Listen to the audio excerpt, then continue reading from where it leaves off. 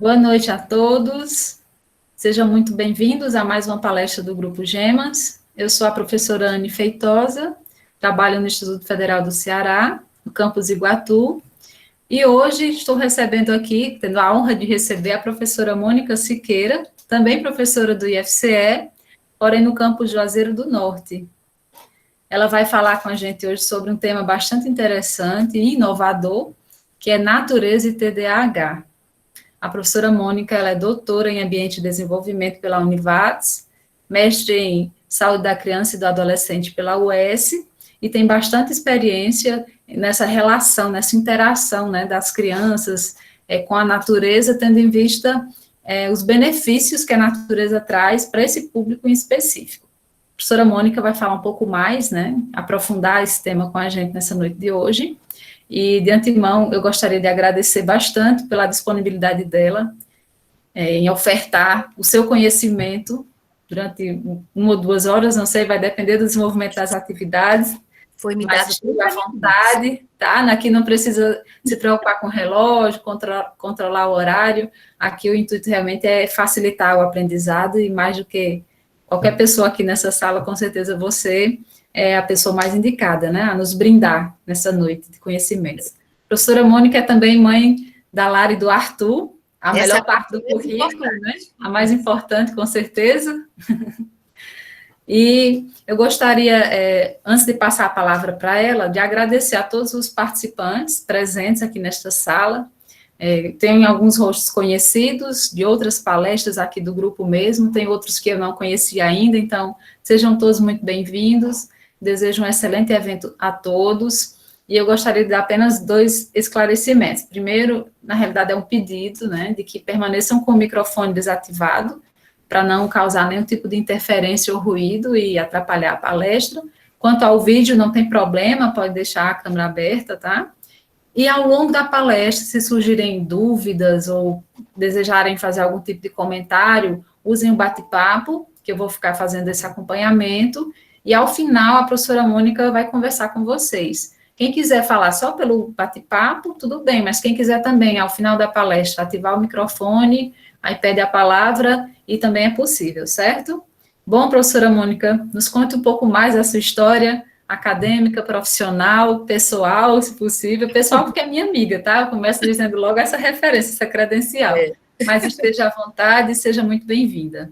Boa noite a todos. Obrigada, Anne, pelo convite. É muito bom estar aqui, principalmente num grupo de pesquisa que é do Instituto Federal do Ceará.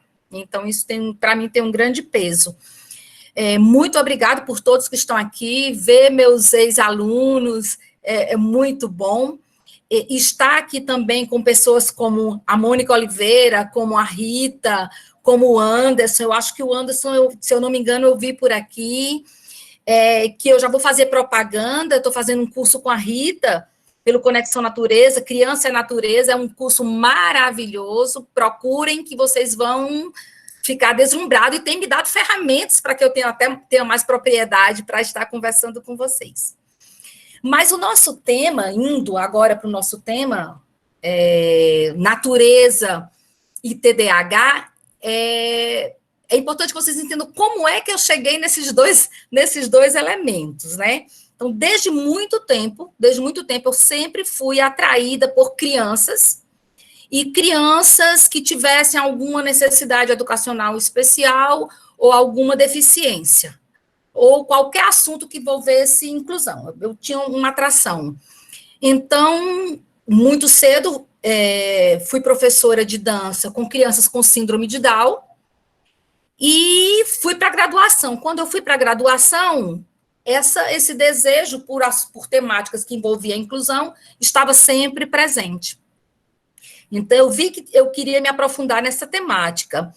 Quando eu fui para o mestrado, quando eu entrei no mestrado, então eu pesquisei sobre os transtornos da aprendizagem. Então, eu passei, foi um momento assim de muito cuidado e de muita leitura sobre os transtornos da aprendizagem. E eu não sei se acontece com vocês, mas vocês já sentiram que tem situações que vocês percebem que todos os caminhos levam vocês para o mesmo lugar? Não sei se vocês já sentiram isso. Então, parece que tudo que eu me metia me levava para o mesmo lugar, né? E foi quando eu comecei a trabalhar com ecoterapia no Instituto Federal de Iguatu. Então, quando eu comecei a trabalhar com ecoterapia, e a ecoterapia, eu não sei se vocês conhecem, que é uma terapia que ela acontece em cima do cavalo, com crianças que têm deficiências ou necessidades especiais, educacionais especiais, né? Então, a ecoterapia ela acontece num ambiente totalmente natural. Então, eu já vi que a Mônica estava começando a saber onde era o lugar dela efetivamente, né? Então, como eu volto a dizer para vocês, tudo se encaminha, tudo converge para aquilo que é para ser nosso. Fui selecionada para o doutorado, né, em ambiente de desenvolvimento, quando fui ser orientada pela professora doutora Jane Mazarino. A professora Jane, ela me apresentou realmente para o sentido mais amplo do entendimento do que era natureza e me apresentou o método do aprendizado sequencial de Joseph Cornell.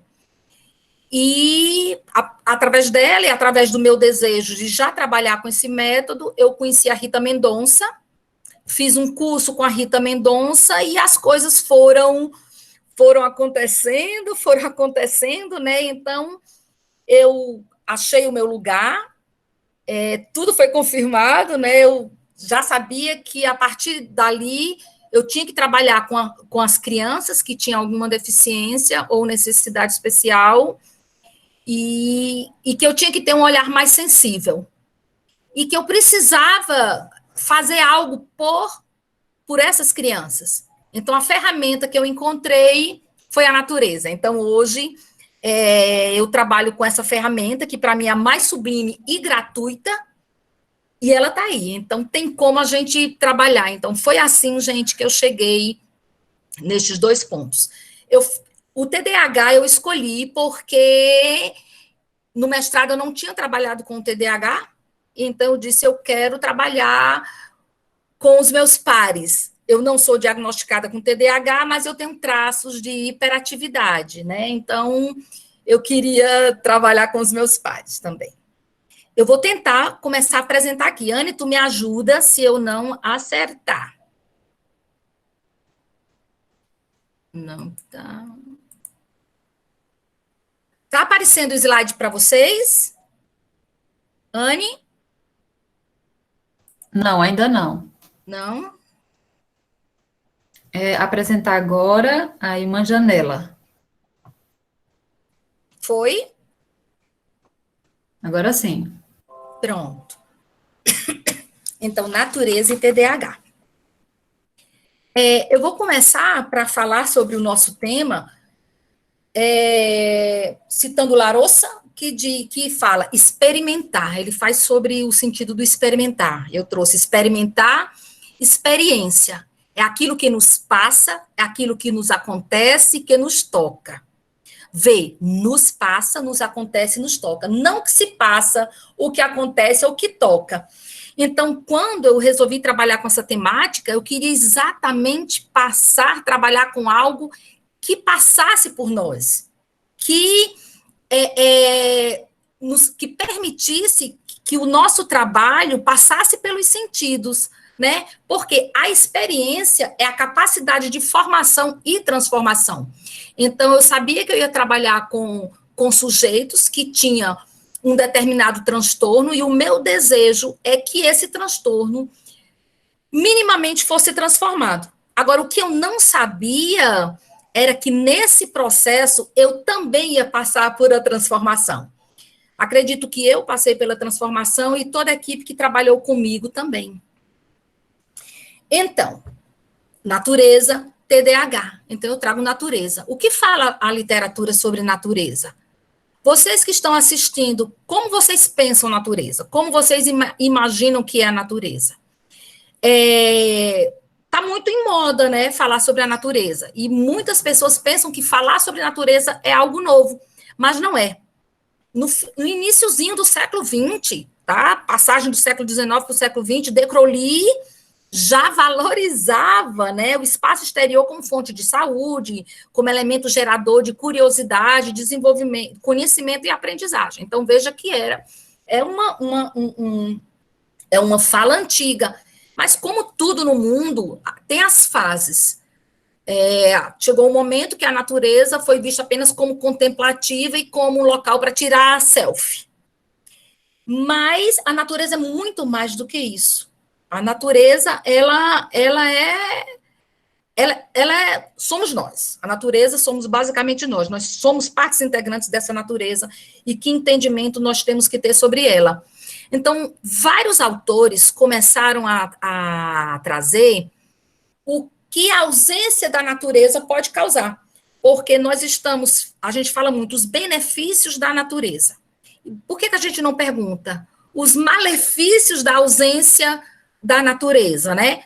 Os dois vão levar para o mesmo caminho do resultado, né? Se algo me faz mal, então eu tenho que buscar que esse mal, se a ausência disso me faz mal, eu tenho que buscar suprir esse mal. Então, vamos lá. Um autor chamado Kellett, ele sugere que as crianças, no seu desenvolvimento, sofrem, olha só, a longo prazo, as consequências das experiências limitadas com e na natureza.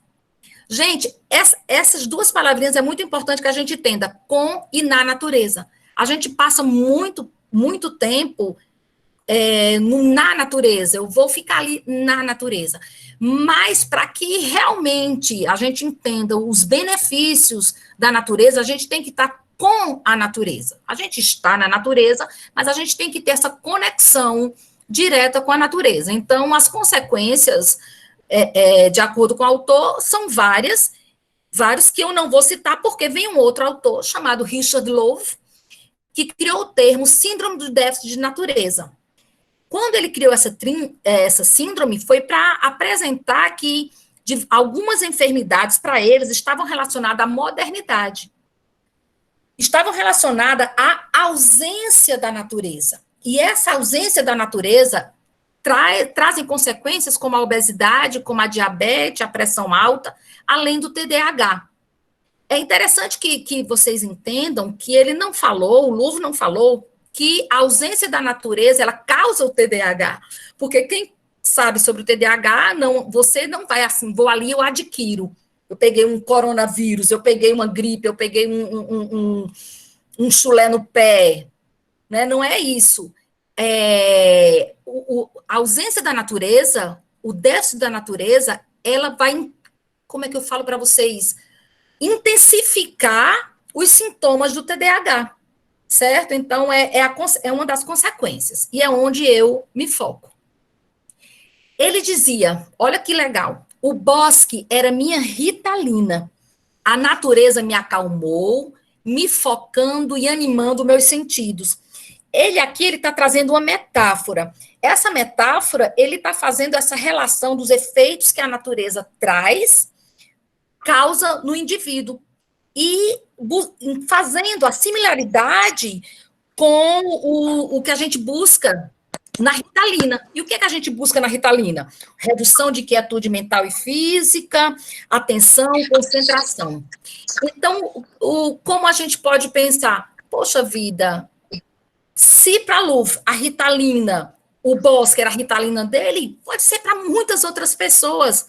A natureza, ela está ali, ela pode causar benefícios, né? Então, a gente foi investigar. Léa Tiriba, ela traz um termo desemparedar as crianças na escola, permitindo que elas se relacionem com os elementos do mundo natural, para que possam realizar plenamente seu potencial, indo ao encontro de sua própria natureza. Natureza, né? Veja aqui o jogo de palavras. Quando Tiriba fala em desemparedar, aí vem novamente o porquê da ausência, o que a ausência da natureza faz. Porque se as crianças elas estão emparedadas, elas precisam desemparedar para que elas não desenvolvam um sentimento de indiferença e desapego com relação ao mundo natural.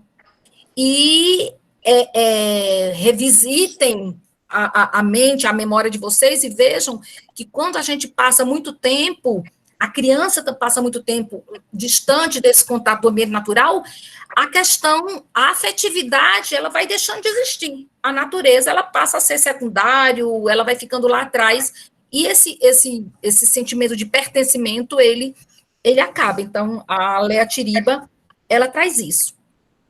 E os benefícios da natureza, isso, gente, foi um levantamento feito numa revisão sistemática, né? Nós trazemos autores que trazem como benefício que melhora a saúde, o bem-estar, a integração social, a qualidade de vida mental e emocional, desenvolvimento motor. Então, assim, benefício é o que não falta.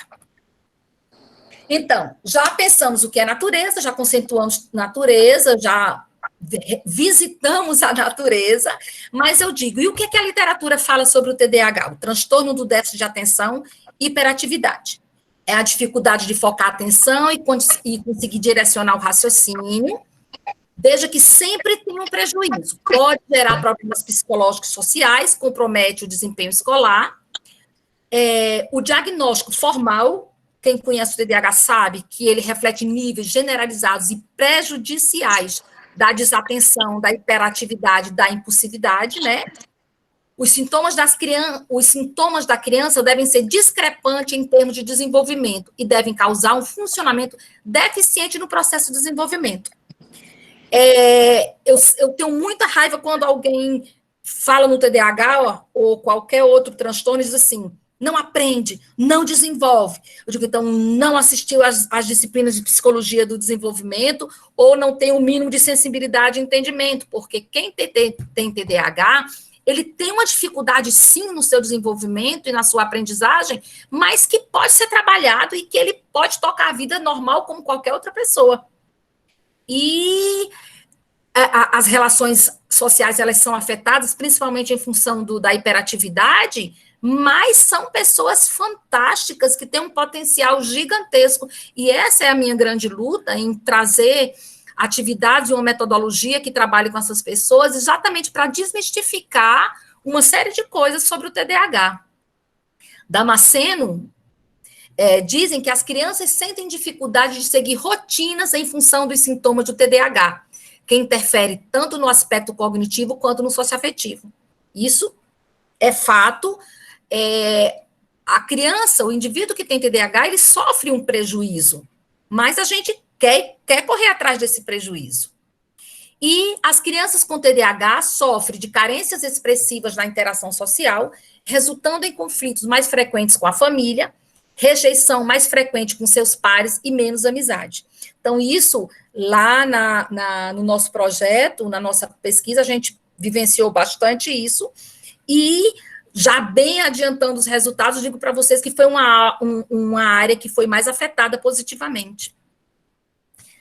Pergunto, quando a gente fala em TDAH, agora eu faço igual a Rita Moraes, é terrível ficar falando que você está vendo vocês. Quando a gente fala em TDAH, o que a gente fala de tratamento? A gente fala de duas coisas, intervenções farmacológicas e intervenções comportamentais. Eu posso dizer, enquanto pesquisadora, que não se deve usar intervenções farmacológicas? Não vou dizer isso nunca, mas eu posso dizer, sim, que existem outras ferramentas possíveis, além do remédio e além da terapia comportamental, que é o contato com a natureza. É a vivência com e na natureza, através do método do aprendizado sequencial. É importante que vocês entendam que eu adaptei o método do aprendizado sequencial, que eu vou falar um pouquinho para vocês, mas o método é uma ferramenta, é um elemento. A natureza é que é educadora.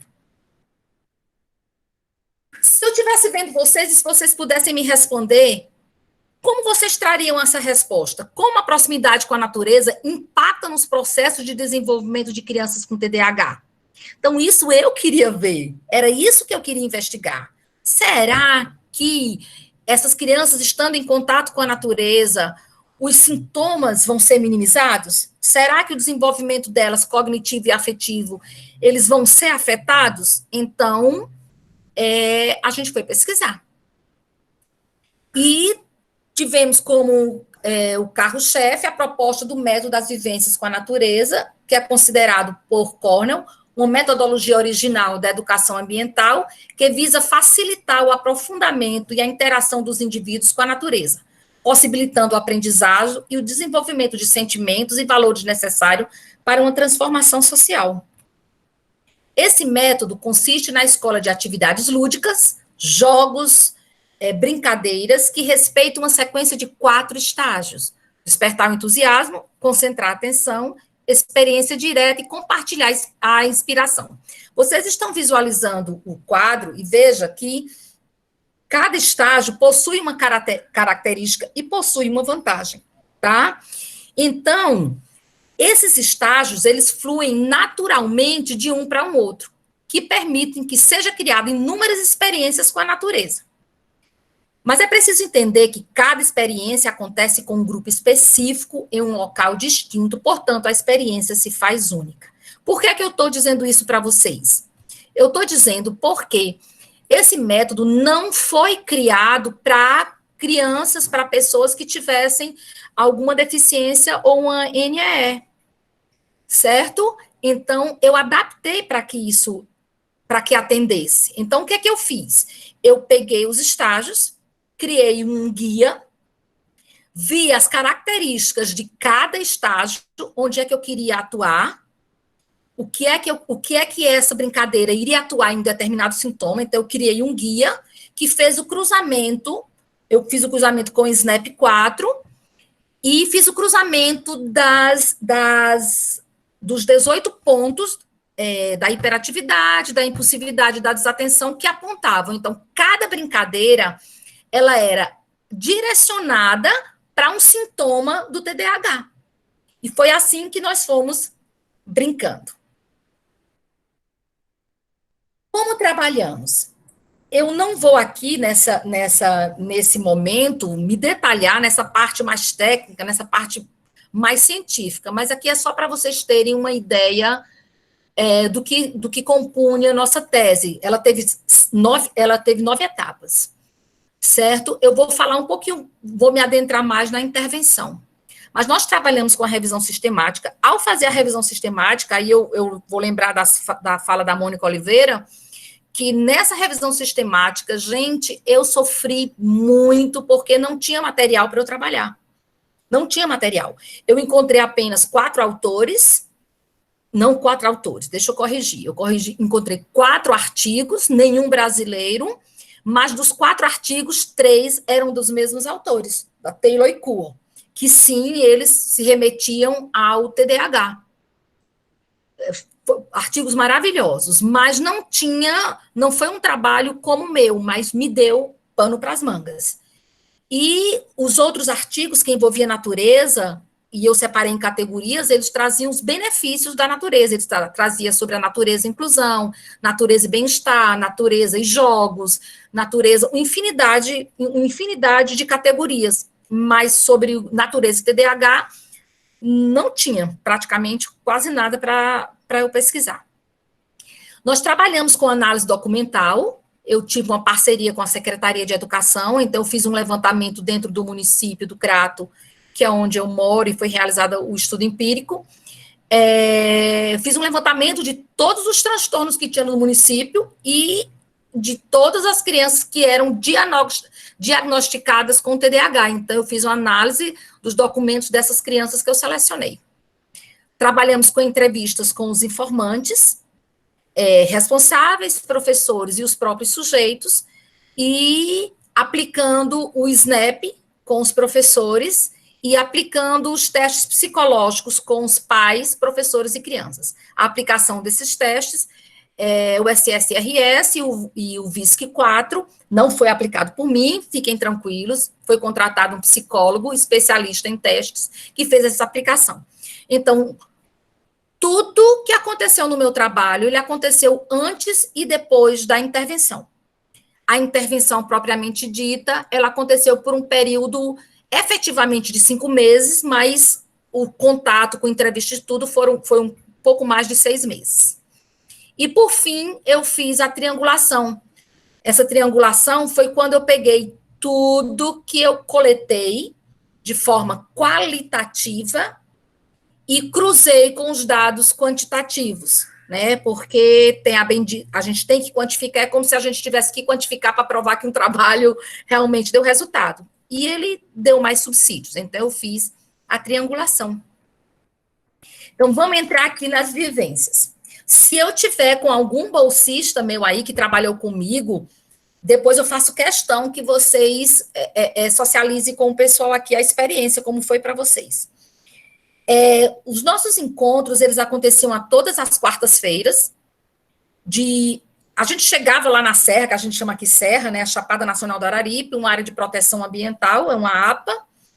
Nós chegávamos às 8 horas, mas eu já estava na escola 7h15 da manhã, eu já estava lá.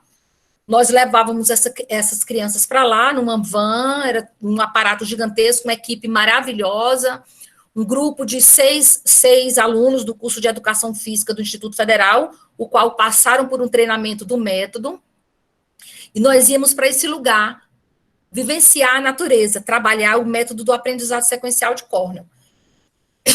Desculpa. Essas fotos que vocês estão vendo aqui, ela é relacionada ao contato amoroso com a natureza. O contato amoroso com a natureza era o primeiro momento, era o momento de chegada. Depois que eles lanchavam e tudo, eles eram soltos na natureza. A princípio, nós tentamos fazer um trabalho direcionado, eles tinham uma caixa, que seria a caixa surpresa, a caixa que iríamos construir um livro. Gente, foi furada total, pesquisa dá nisso, né? Foi uma furada. Eles tinham uma caixinha linda. Muito deles pegavam formiga, botava formiga na caixa. Não deu certo. Eles ficavam muito presos àquilo e esse não era o objetivo. Tiramos a caixa e deixamos essas crianças à vontade. Esse contato com a natureza, ele é importantíssimo, mas eu fui descobrir o quanto ele é importante quando eu fui para Portugal. Porque o projeto que eu trabalhei lá, o tempo todo é só contato com a natureza. E então eu vi o quanto é importante esse momento livre.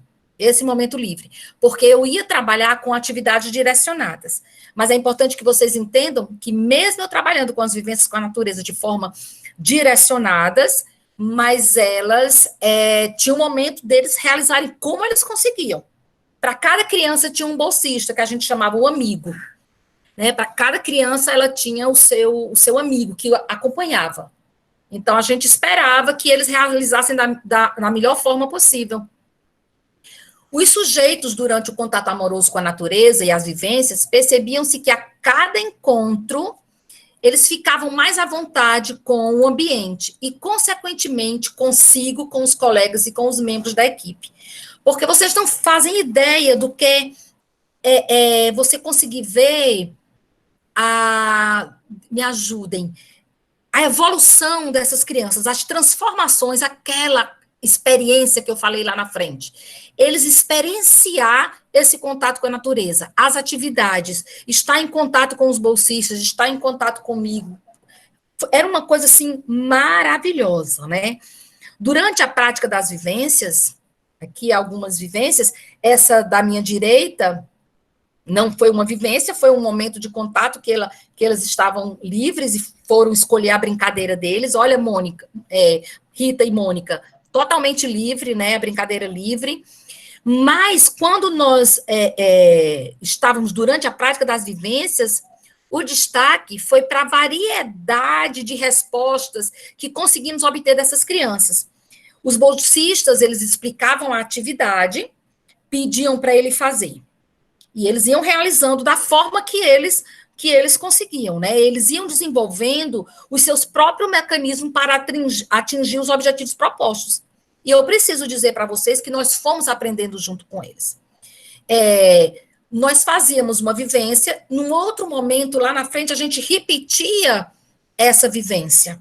E eu lembro bem que um dos meus bolsistas chegou e disse assim: Mônica, eu fui explicar a vivência e fulaninho já sabia. Ele que ficou explicando para as outras crianças. Gente, isso é fantástico. Você pegar uma criança que não se expressava, uma criança altamente agressiva, uma criança que tinha, sim, as suas dificuldades de aprendizagem. A primeira vez que foi feita a atividade, ele sequer conseguia entender as regras, embora as regras não eram rígidas, e, num outro momento, essa mesma criança está explicando para os outros como era a atividade. E isso é impagável, era impagável. Quando nós vimos esse tipo de coisa acontecer, era uma vibração só. Tinha dia que tinha choro, eu chorei várias vezes, ia para o meu cantinho, eu chorava quando eu via, assim, nos meus olhos, as transformações que estavam acontecendo com aquelas crianças. Mas é óbvio que a gente não pode dizer que isso é linear. Tinha dias que a gente tinha a sensação que eles estavam regredindo, mas era um trabalho contínuo. Nosso trabalho era contínuo, como tem que ser o contato com a natureza. Aqui são outras atividades de vivência, né? E cada criança, ela tem a sua peculiaridade, ela tem o seu detalhe, a sua forma de ser. Embora todas tivessem TDAH, mas uma das coisas que eu estava investigando era a intensidade, a predominância dos sintomas. Umas que eram mais hiperativos, outros que eram mais desatentos, e todas as vivências que nós pegamos do livro de Corner e adaptamos, e as que eu criei, tivemos bolsistas que também levaram atividades para trabalhar com as crianças, eram voltadas para o que eu queria atingir, o objetivo, certo? As brincadeiras existiam, mas existia também um objetivo, era minimizar os sintomas do TDAH e ajudar no processo de desenvolvimento cognitivo e socioafetivo. Então, quando eu fui criar muitas das vivências com a natureza, eu estava junto com o psicólogo quando ele aplicou o VISC, então meu olho grande já foi em cima e já vendo como ele trabalhava, os aspectos que ele estava trabalhando, e adaptei muito para as brincadeiras, para os jogos e as vivências. Aqui são os meus bolsistas com eles, todo mundo tinha o seu coletezinho para que a gente pudesse identificar. Outras atividades, né? Então, veja que os bolsistas, eles tinham domínio das vivências com a natureza. E eu participei muitas vezes, mas eu estava mais na observação. É importante que vocês tenham conhecimento que, na medida que as crianças estavam realizando as vivências, eu e os bolsistas estávamos mais distante, analisando cada um, né? A gente fez o cruzamento com o Snap, onde a gente estava dizendo, nessa brincadeira, ele tá trabalhando a cognição. Como é que ele trabalhou? Como é que está a hiperatividade dele? Está muito, está pouco, está baixo? Então, tudo isso ia sendo apontado no guia que eu tirei e as anotações e gravações também, para que eu pudesse depois fazer a análise. E aqui está a minha equipe, que eu me orgulho demais, demais, demais, né? Nós compreendemos, eu, como pesquisador e os meus bolsistas envolvidos nessa pesquisa, compreendemos que ao estar em um ambiente ao qual essas crianças poderiam ser eles mesmos, fez toda a diferença, porque essas crianças já passam por situações cotidianas onde elas são excluídas, onde há uma cobrança em cima delas, e quando não há uma cobrança, há um deixa para lá. Sabe quem trabalha com educação especial sabe disso? Que vamos fingir que nós estamos incluindo? Está lá na sala do AEE, que não funciona para nada, que não tenha nenhum coordenador do AEE aqui, pelo menos com exceção de uma escola que era maravilhosa, mas não tinha o trabalho, o olhar sensível e delicado que deveriam ter. Então, quando essas crianças estavam nesse ambiente, a gente via os sentidos deles totalmente aguçados, eles tinham confiança nas pessoas que estavam com eles, eles sentiam o afeto por essas pessoas, e ali eles diziam, é como se eles pensassem assim, aqui eu posso ser eu mesma, né? Aqui eu posso realizar de uma determinada forma, eu não vou ser criticado, eu não vou ser apontado. E na medida que eles sentiam essa confiança, ia gerando um fluxo de satisfação gigantesco. E esse fluxo de satisfação ia gerando um ambiente, gente, que só estando lá para entender. Cada um de nós, cada uma daquelas crianças se sentiam como pertencentes daquele local. A natureza, quando eles chegavam, aquele ambiente já era um ambiente deles, já fazia parte da vida deles, né? Quando eu realizei o follow-up, que eu voltei depois de um tempo para conversar com pais, professores, e eles diziam, Mônica, a falta da atividade de estar indo para a natureza está fazendo com que alguns comportamentos voltem. Então, a gente tem que entender esse trabalho tem que ser longitudinal, tem que ser diário, porque eu não posso dizer assim, eu vou bem ali na natureza e vou resolver meu problema. Não. Tem que ser doses diárias de natureza, tem que ter uma rotina, tem que ter as atividades, tem que ter as atividades livres, mas também tem que ter um direcionamento, tudo relacionado com a natureza. Mas não pode ser aleatório, não pode. Tem que ser um trabalho contínuo mesmo. O De Crowley, gente, ele já dizia assim, eu até anotei aqui, o meio natural é o verdadeiro material intuitivo de estimular força, intuitivo, capaz de estimular forças escondidas da criança. Gente, a natureza, ela faz emergir o potencial, ela fez emergir o potencial daquelas crianças que eram desacreditadas. Então, quando você volta para a escola, quando você tem um contato e você recebe, olha, fulaninho já quer vir para a escola, ele já está conseguindo terminar a tarefa, ele está se socializando, você diz, poxa vida, a natureza realmente, como foi dita por Mendonça, ela é educadora. Enfim, chegamos na triangulação, chegamos para os dados do nosso trabalho. Gente, eu sei que eu falo muito rápido, então, Anne, tu pode falar aí, Mônica tá rápido demais. A triangulação, lembra que eu falei para vocês que foi quando a gente pegou todos os dados qualitativos e quantitativos e cruzamos. Então, antes da intervenção, depois da intervenção. Eu peguei aqui só um sujeito, que ele foi nomeado por sujeito intervenção 3. Eu não falei para vocês, mas eu trabalhei com 2 grupos. Eu trabalhei com o grupo controle e com o grupo intervenção. Eu trouxe só do grupo intervenção o sujeito 3.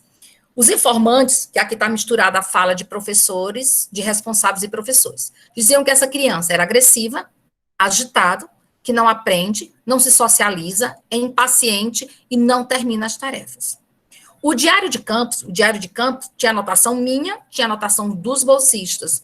Então, eu peguei uma da anotação que tinha, no diário de campo, que tinha assim, será que conseguiríamos trabalhar com S3? Ele é muito agressivo, ele não obedece, ele não para quieto. Será que vai fazer as vivências? E o resultado do SNAP dos guias, onde a gente ia pontuando a intensidade dos sintomas. Então, é assim, gente. Se ele tiver de 1 a 9 itens do SNAP, 6 itens, a predominância é desatenção. Se for do 11 ao 18, a predominância é da hiperatividade e impulsividade. E se for meio a meio, ele tem os 3 praticamente com a mesma intensidade.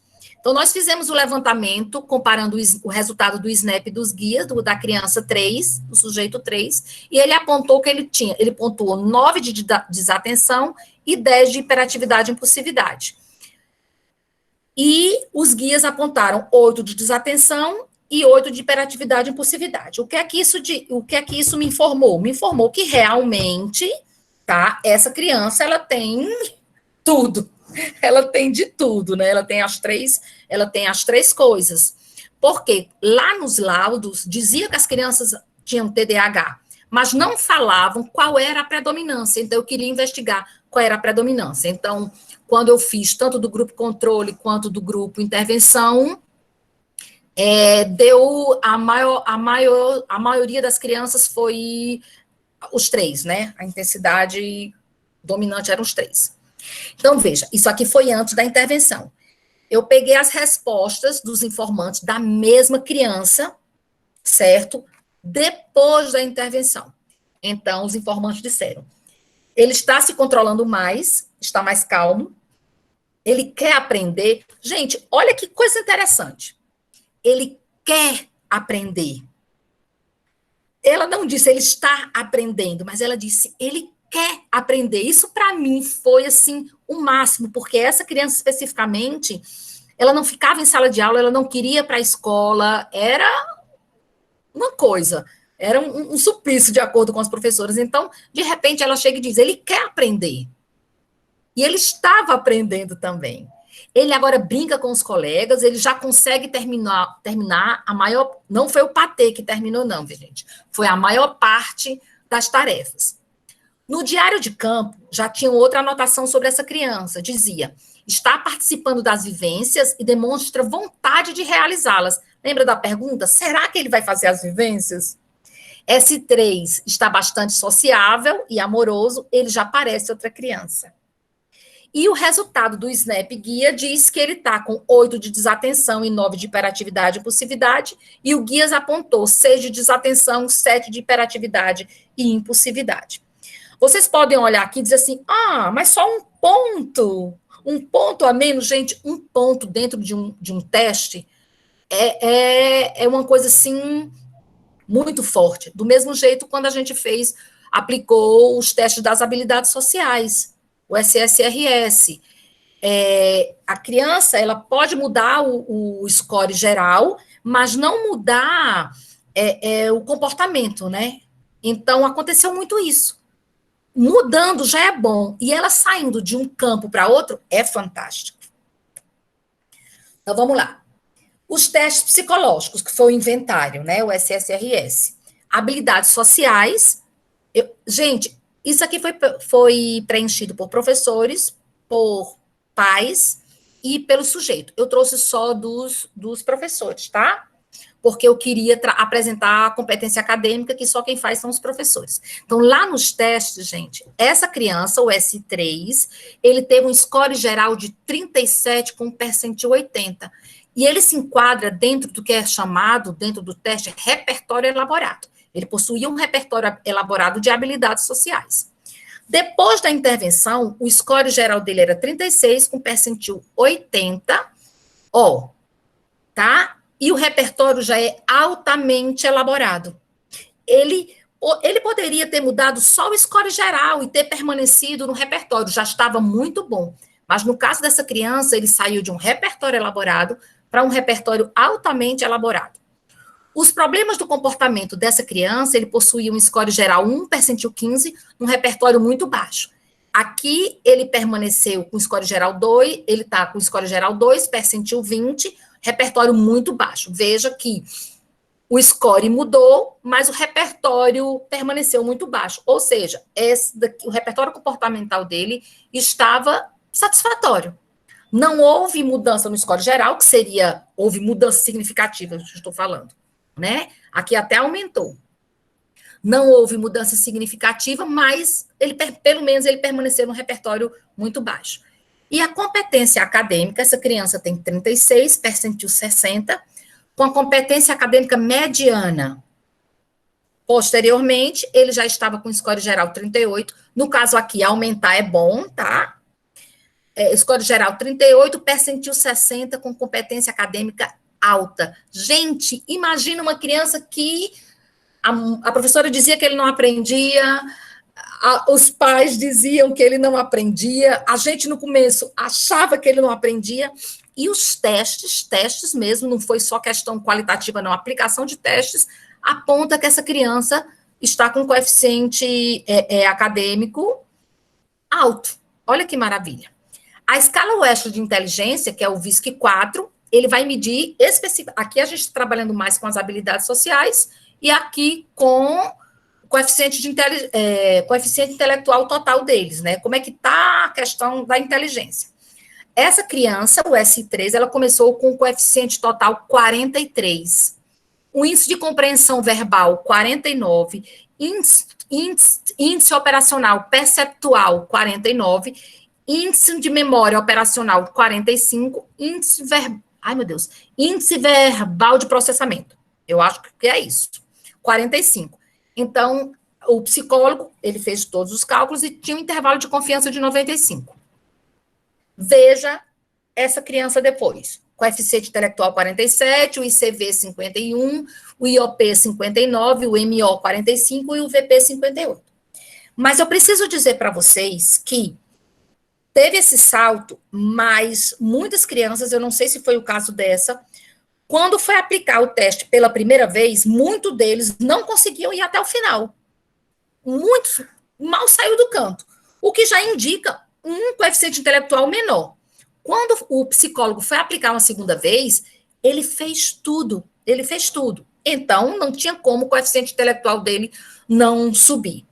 Outra informação que eu preciso dar para vocês, é natural quem tem TDAH ter comorbidades, ter outros transtornos. Mas só que eu tinha feito o levantamento só de crianças que tinham TDAH. Os laudos que eu tinha era só de TDAH. A nossa surpresa foi que quando o psicólogo foi aplicar os testes, a primeira vez, ele detectou que muitas crianças tinham comorbidades. Então, lá vai Mônica desconstruir uma série de coisas e adaptar de novo as brincadeiras para que atendessem, além do TDAH, atendessem uma comorbidade que eles tinham. O déficit cognitivo foi o que apareceu com maior intensidade. Então, vocês imaginem que esses resultados são de crianças com TDAH, não todas, tá? De crianças, alguns dos resultados, crianças com TDAH e comorbidade também, o que indica que os resultados deles, se fosse só o TDAH, poderia ter sido ainda muito melhor. Então, quando a gente transformou os números em dados qualitativos, tá certo? Quando a gente pegou os resultados quantitativos, qualitativos e transformamos, vamos ver o que é que melhorou nessa criança especificamente. Ele requintou suas habilidades de raciocínio verbal e de formação de conceitos. Ele sofreu uma evolução na formação de conceitos não verbais, na percepção e no processo simultâneo e de aprendizagem. Desculpa. Ele desenvolveu uma habilidade de sustentar a atenção, de sustentar a concentração e o controle mental.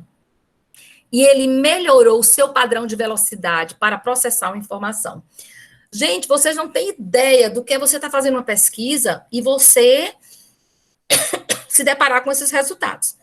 É importante que vocês sabem, quando a gente vai para a parte estatística mesmo, né? A gente vê que nem tudo foi significativo. Mas até o que não é significativo é importante. Ao analisar as mudanças que ocorreram com os sujeitos, compreendemos que, além da influência das atividades com a natureza, nós devemos levar em consideração as interferências, sejam positivas ou negativas, dos ambientes nos quais estão inseridos no seu cotidiano. Isso é muito importante, porque só a natureza não dá conta sozinha do TDAH. Essas crianças, elas passavam 4 horas durante a semana com a gente, mas o restante da semana elas estavam em outros ambientes, então elas sofriam outras interferências. Mas os estímulos que S3 recebeu positivos, que ele recebeu durante as vivências, eles devem ser considerados como relevantes. Lá na natureza, os estímulos que ele recebeu era positivo, e para cada estímulo negativo que ele tinha anteriormente, se transformava em 2, 3 positivos. Eu já falei isso, vale salientar que o TDAH por si só não dá conta de resolver os problemas do TDAH, mas sinaliza que minimizam os impactos dos sintomas, além do desamor e da exclusão que muitas dessas crianças passam. E muitas vezes as crianças, para não dizer a maioria das vezes, elas passam por essa questão do desamor e pelo processo de exclusão. Então, olha que mágica fantástica, natureza e afetividade. Natureza e atenção, natureza e liberdade. Então, era a fórmula que essas crianças precisavam. Eu não vou entrar tão em detalhe aqui, que essa parte é chata para quem é da parte quali. Então, nós pegamos todos os dados qualitativos, cruzamos com SPSS, né? A gente trabalhou com análise estatística inferencial não paramétrica, trabalhamos com não paramétrica porque o universo era pequeno, a amostra era pequena, né?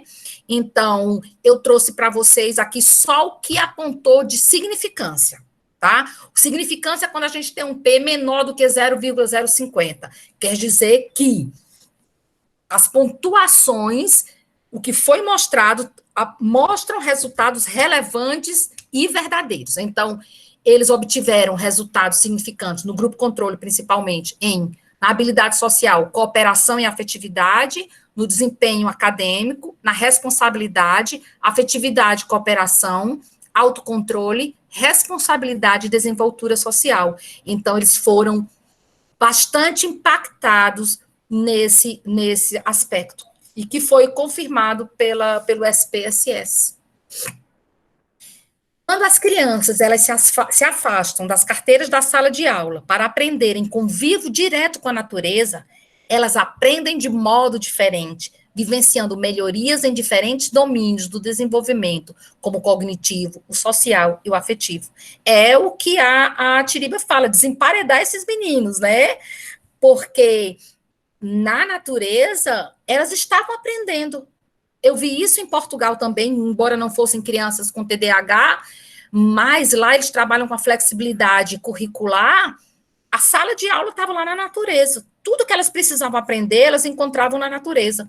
E as nossas crianças com TDAH, elas encontraram tudo em dobro. Desculpa. A natureza melhora a saúde, os benefícios fisiológicos, psicológicos, físicos, sociais, e desenvolve um comportamento ambiental. A gente viu muito isso. Eu relendo o Diário de Campo dos Bolsistas, tinha muito isso. Fulano de tal está jogando o lixo no local certo. Coisas que antes eles não faziam. Comportamento ambiental diferente que eles passaram a ter. Em face dos estudos realizados e resultados obtidos, há indícios que levam a crer que a natureza também pode minimizar os sintomas do TDAH. Se essa frase fosse minha, eu estaria dizendo que os resultados indicam que a natureza leva à minimização dos sintomas do TDAH, bem como o o desenvolvimento cognitivo e socioafetivo das crianças. É óbvio que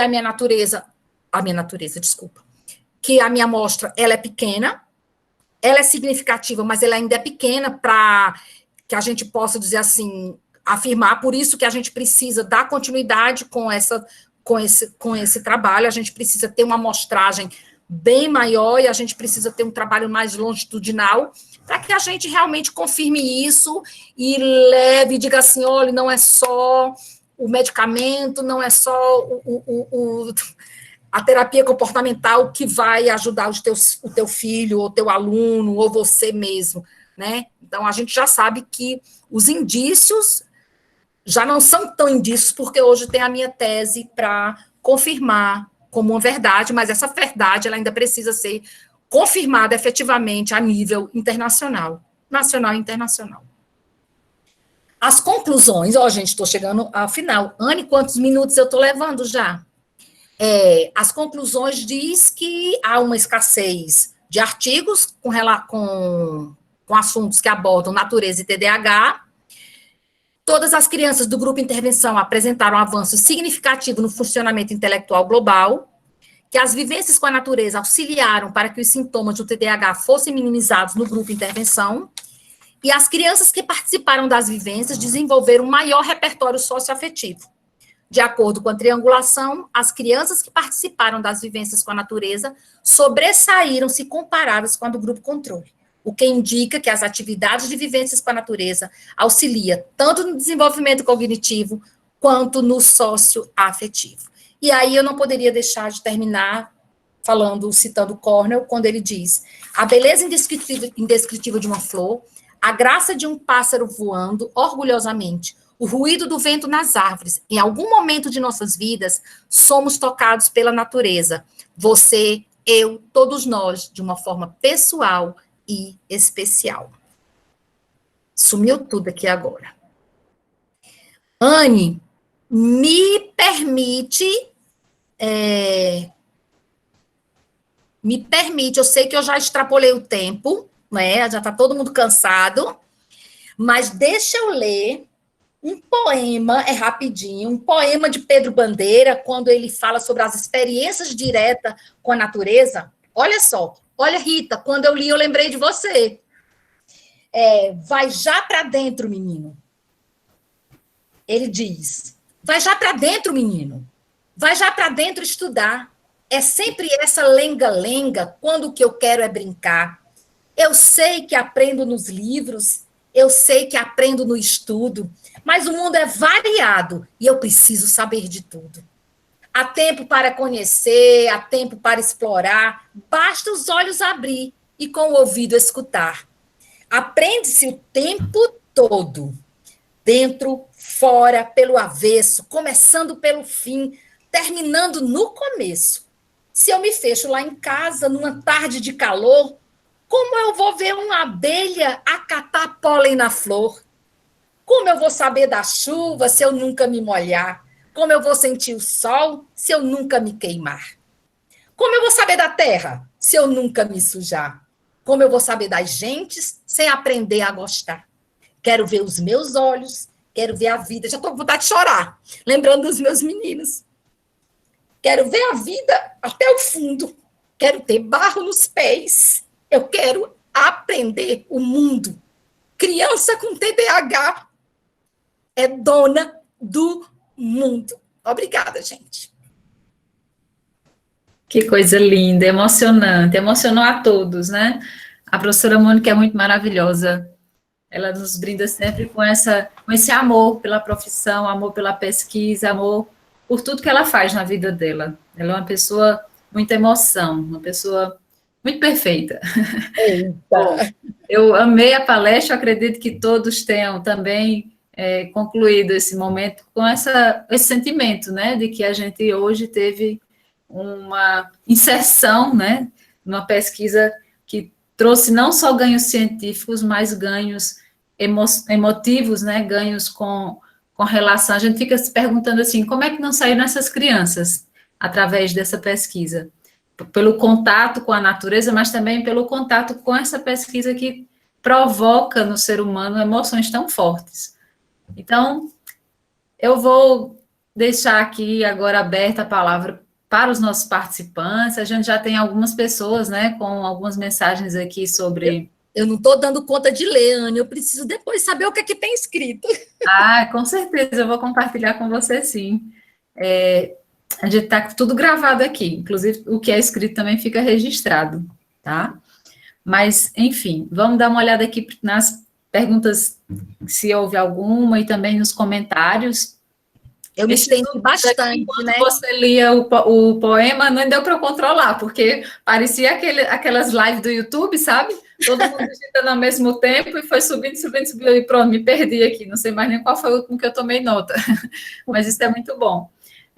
Eu consegui captar alguns mais do início, e tem algumas perguntas, mas pouquíssimas, a maioria são comentários com relação ao próprio TDAH e com relação também à pergunta que você fez de provocação ao longo da sua apresentação. Uhum. A gente tem algumas respostas aqui, e eu posso ir falando e você vai comentando, pode ser assim, para ficar... Sim, sim. Mais ou menos uma troca, né? Bom, o professor André, ele fez um comentário aqui a respeito da questão da pedagogia de projetos, né, desenvolvida como atividade, a sequência didática em conjunto com a natureza. Depois o Johnny deixou um comentário através da observação e da vivência com a natureza, utilizando esses mecanismos, pode-se utilizar, né, como mecanismos para tratar o déficit. E ele até mencionou uma coisa que eu acho bastante interessante, que é a disciplina de psicologia da aprendizagem, né, que é tão importante nos cursos de licenciatura. Sim, olha aí, Anne. E muitas vezes, eu fiz, tá? Muitas vezes, quando a gente está em formação, não se dá conta, né, do que é importante, de como esse tipo de disciplina vem a agregar profissionalmente, né, para sua atuação futura. Inclusive, a minha professora está hoje aqui na sala, a professora Luciana, da URCA. Luta aí. Aqui assistindo. E ela trabalha justamente com psicologia, né? Bom, depois, você quer comentar, Mônica, essas duas primeiras colocações? Eu vi mais como uma colocação do que como uma pergunta. Não são perguntas, então, são comentários, né? Depois certo. a Kailane colocou a opinião dela, que acredita que iria facilitar a vivência das crianças até porque as mesmas têm mais facilidade de aprender e coletar coisas simples que para elas fariam bem se ficassem por alguns minutos em contato com a natureza, né, que iriam se sentir bem. Eu acho que o André falou sobre trabalho de projetos, não foi isso? Se eu não me Isso, engano, ele falou. pedagogia de projetos. Pedagogia do projeto. Pode encaixar perfeitamente. O que eu acho legal de trabalhar com a natureza é eu não estar aquela coisa fechada. Eu trabalhei especificamente, André, com o método do aprendizado sequencial de Cornell, tá certo? Mas esse método é para todo mundo, para qualquer pessoa, para criança, para adulto. É uma sequência de jogos e brincadeiras que eles respeitam um estágio que vai desde o do momento mais calmo, mais agitado, desculpa, a mais calma, a um momento mais calmo. Ele termina com um momento onde a pessoa consegue trocar as suas experiências. Porque a gente dificilmente consegue de cara já ir trocando as nossas experiências. A gente passa por um estágio, é como se a gente fosse preparando para ter esse contato sensível com a natureza, consigo mesmo e com o outro, até chegar no momento de poder compartilhar. Então, você imagina uma criança com TDAH chegar no momento de conseguir compartilhar. Se os meus bolsistas estiverem aí, por favor, fale.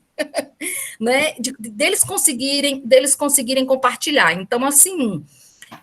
eu vi passando aqui uma pergunta, Anny, eu até pulei, eu não lembro mais da segunda, não lembro, desculpa. Mas é isso. Esse método ele pode ser trabalhado, inclusive, dentro da escola, só que, para mim, ele perde o sentido porque ele né, outdoor. Né, ele é uma atividade outdoor, ele é área externa, é lugar externo. Então, quanto mais natureza, melhor.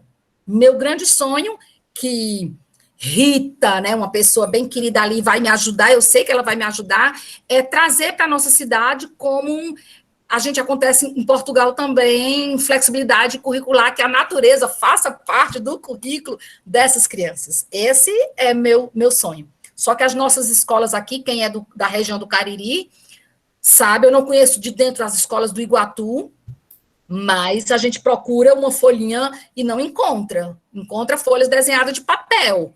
Então, é outra coisa que a gente tem que trabalhar, que as nossas escolas, elas têm carências de áreas verdes. É verdade. Bom, dando sequência, então, aqui às nossas colocações, eu estou tentando aqui filtrar, tem muitos comentários, me desculpe se eu deixar de falar em algum. Se alguém quiser perguntar mesmo... A pessoa pode falar diretamente com a Mônica, tá? Tem essa via aberta. Mas eu acho que eu vou, então, falar aqui as perguntas, tá, Mônica? Para a gente ser... Sim. O Júlio César... Eita, querido. Ele está perguntando aqui como se deu a participação da família durante o processo, né, da tua pesquisa. Sim. Eles auxiliaram durante a pesquisa, como, por exemplo, mudança de comportamento em casa, desejo de estar mais próximo da natureza nos demais dias da semana? Como a família percebeu esses avanços das crianças? Eu fiz um acompanhamento, né, direto, Júlio César. O primeiro contato foi de desconfiança. Quem é essa mulher que quer pegar meus filhos para ir para o mato? A fala é essa. Quer pegar meus filhos para ir para o mato. Então, era desconfiança. Então, eu tenho uma amiga que diz que eu sou meio encantadora de serpente, né? Então, assim, eu fui meio que devagar, fui primeiro conquistar a família. Eu ia lá na família, eu conversava, eu falava de mim, e sentava. Então, primeiro eu fiz o trabalho de conquista da família. E... de forma longitudinal, eu ia acompanhando. Todas as vezes que eu ia buscar ou deixar essas crianças, todas não, deixa eu corrigir, uma boa parte, eu descia, eu conversava com essas mães, gente, são crianças de área de risco, todas, certo? São todas crianças de área de riscos. O índice... são crianças de área de risco. Então, assim, quando eu chegava... eu já era recebida assim como se eu fosse um membro da família, né? Mônica, fulano de tal, olha, tá indo para a escola.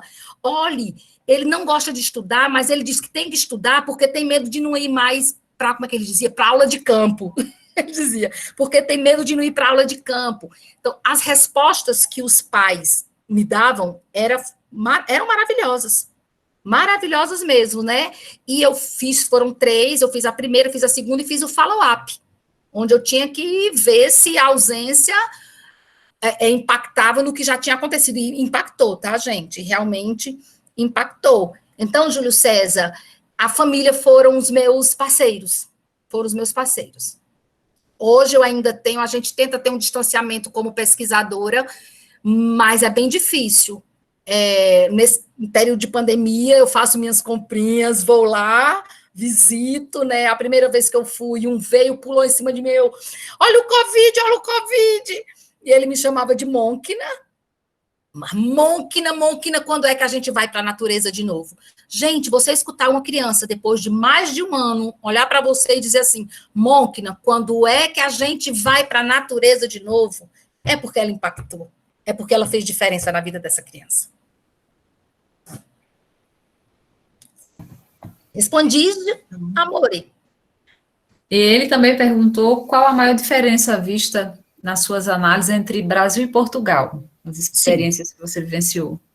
Vê só, em Portugal não eram crianças com TDAH, eram crianças do ensino regular e uma boa parte eram ciganas, né? Então, assim, com relação às crianças em si, Júlia, não tem como eu fazer a comparação porque são sujeitos diferentes. Mas eu posso falar das atividades em si, das respostas que a natureza apontou. Eu tinha as atividades direcionadas com uma intenção. Lá, as crianças o tempo todo soltas. Então, eles trabalham com risco. O tempo todo as atividades é baseada no risco, certo? É baseada no que a natureza propicia. Mas o mais interessante é que eu via que muitas coisas que as crianças, aspas, normais de Portugal estavam realizando, as minhas aqui no Brasil, com TDAH, também estavam realizando, certo? Então, só confirmou que a natureza independe do que você é ou de como você se encontra, ela vai te beneficiar. Então, a grande diferença mais foi no método, Júlio César, certo? Mas as respostas, eu vi positiva lá e vi positiva aqui. Lá me assustava a questão do risco, né? Trabalhar com eu chamo perigo, eles chamam risco. Ok. E a Josimara Rodrigues pergunta se o método Cornell é aplicável para todos e o que seria essa sequência a que você se referiu durante a palestra, e se é a mesma que didática. Todos, só um instante, tá? Não sei se dá para ver. Dá para ver? Dá, gente? O livro que eu estou mostrando? Pronto.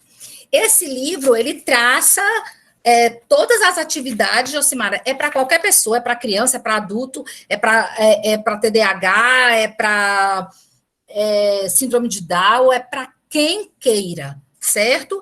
E descreve cada atividade, qual a finalidade para cada criança, e esse estágio é como eu disse anteriormente, é como se fosse o passo a passo para alcançar uma entrega maior com a natureza, um contato maior com a natureza, uma sensibilidade maior.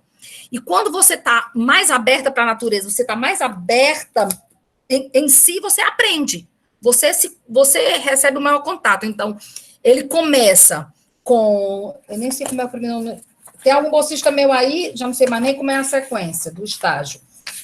Despertar o entusiasmo. Começa com despertar o entusiasmo e ele termina com compartilhar a experiência. Então, é um estágio que ele vai passando, ele é muito tênue, sabe? Você vai passando de uma brincadeira para outra, as brincadeiras, elas mudam a intensidade, certo? Quando a gente está no primeiro estágio, a gente está trabalhando toda aquela energia potente que tem dentro da criança ou do ser humano. Aí as outras atividades, elas vão trazendo mais a calmaria, de forma tênue, de uma forma bem tênue. Mais alguma coisa? Ô, Mônica. Oi. Desculpa, peraí, ainda uma pessoa fez uma pergunta aqui. O Jorge. Gostaria de saber se crianças que possuem, além do TDAH, também possuem autismo, podem apresentar uma melhora no seu comportamento e na capacidade de aprendizagem quando em contato com a natureza. Sim, eu estou dizendo isso porque nós tínhamos crianças com TDAH e comorbidade, uma delas tinha o TEA, né? E nós vimos respostas. Nós vimos respostas. Então, assim, sim, também há respostas. Como a resposta para adultos também, tá? Eu tenho uma pessoa, um adulto, que entrou em contato comigo e é TDAH, e me pediu uma mãozinha. E a gente está em contato, mesmo na quarentena, ela está fazendo algumas atividades, e parece que vai funcionar também com o adulto. Vamos pesquisar sobre isso. Vai ser teu pós-doutorado. Já faz sobre adulto. Ô, Mônica, eu Oi. gostaria de convidar as pessoas que estão colocando aqui observações de experiências em escola, se você permitir, né?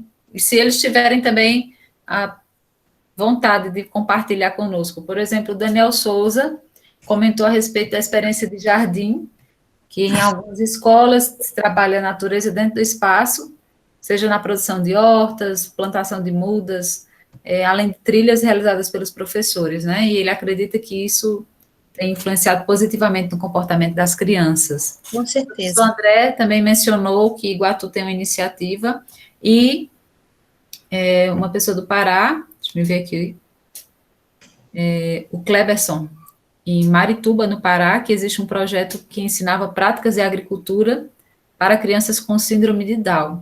Olha que maravilha. Se Que alguém, maravilha. se algum dos três, né, quiser falar um pouco mais sobre essa Eu experiência. vou amar ouvir.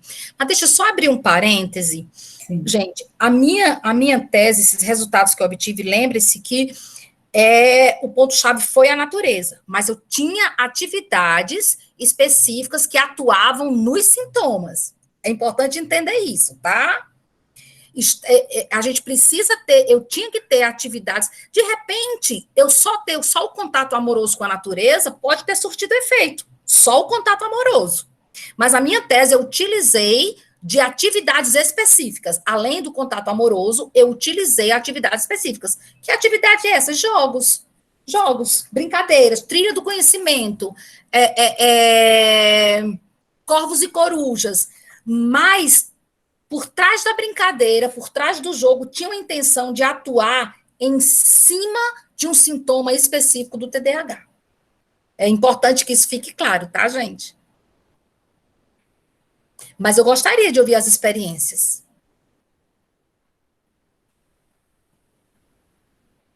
Bom, se eles tiverem interesse, né? Senão a gente dá continuidade, né? Se alguém quiser ativar o microfone e falar diretamente com a Mônica, são muitos comentários, eu não vou dar conta de ler todos. Eu estou vendo Luciana aqui, uma amiga querida do coração. Que bom ter você aqui, Luciana. Que honra!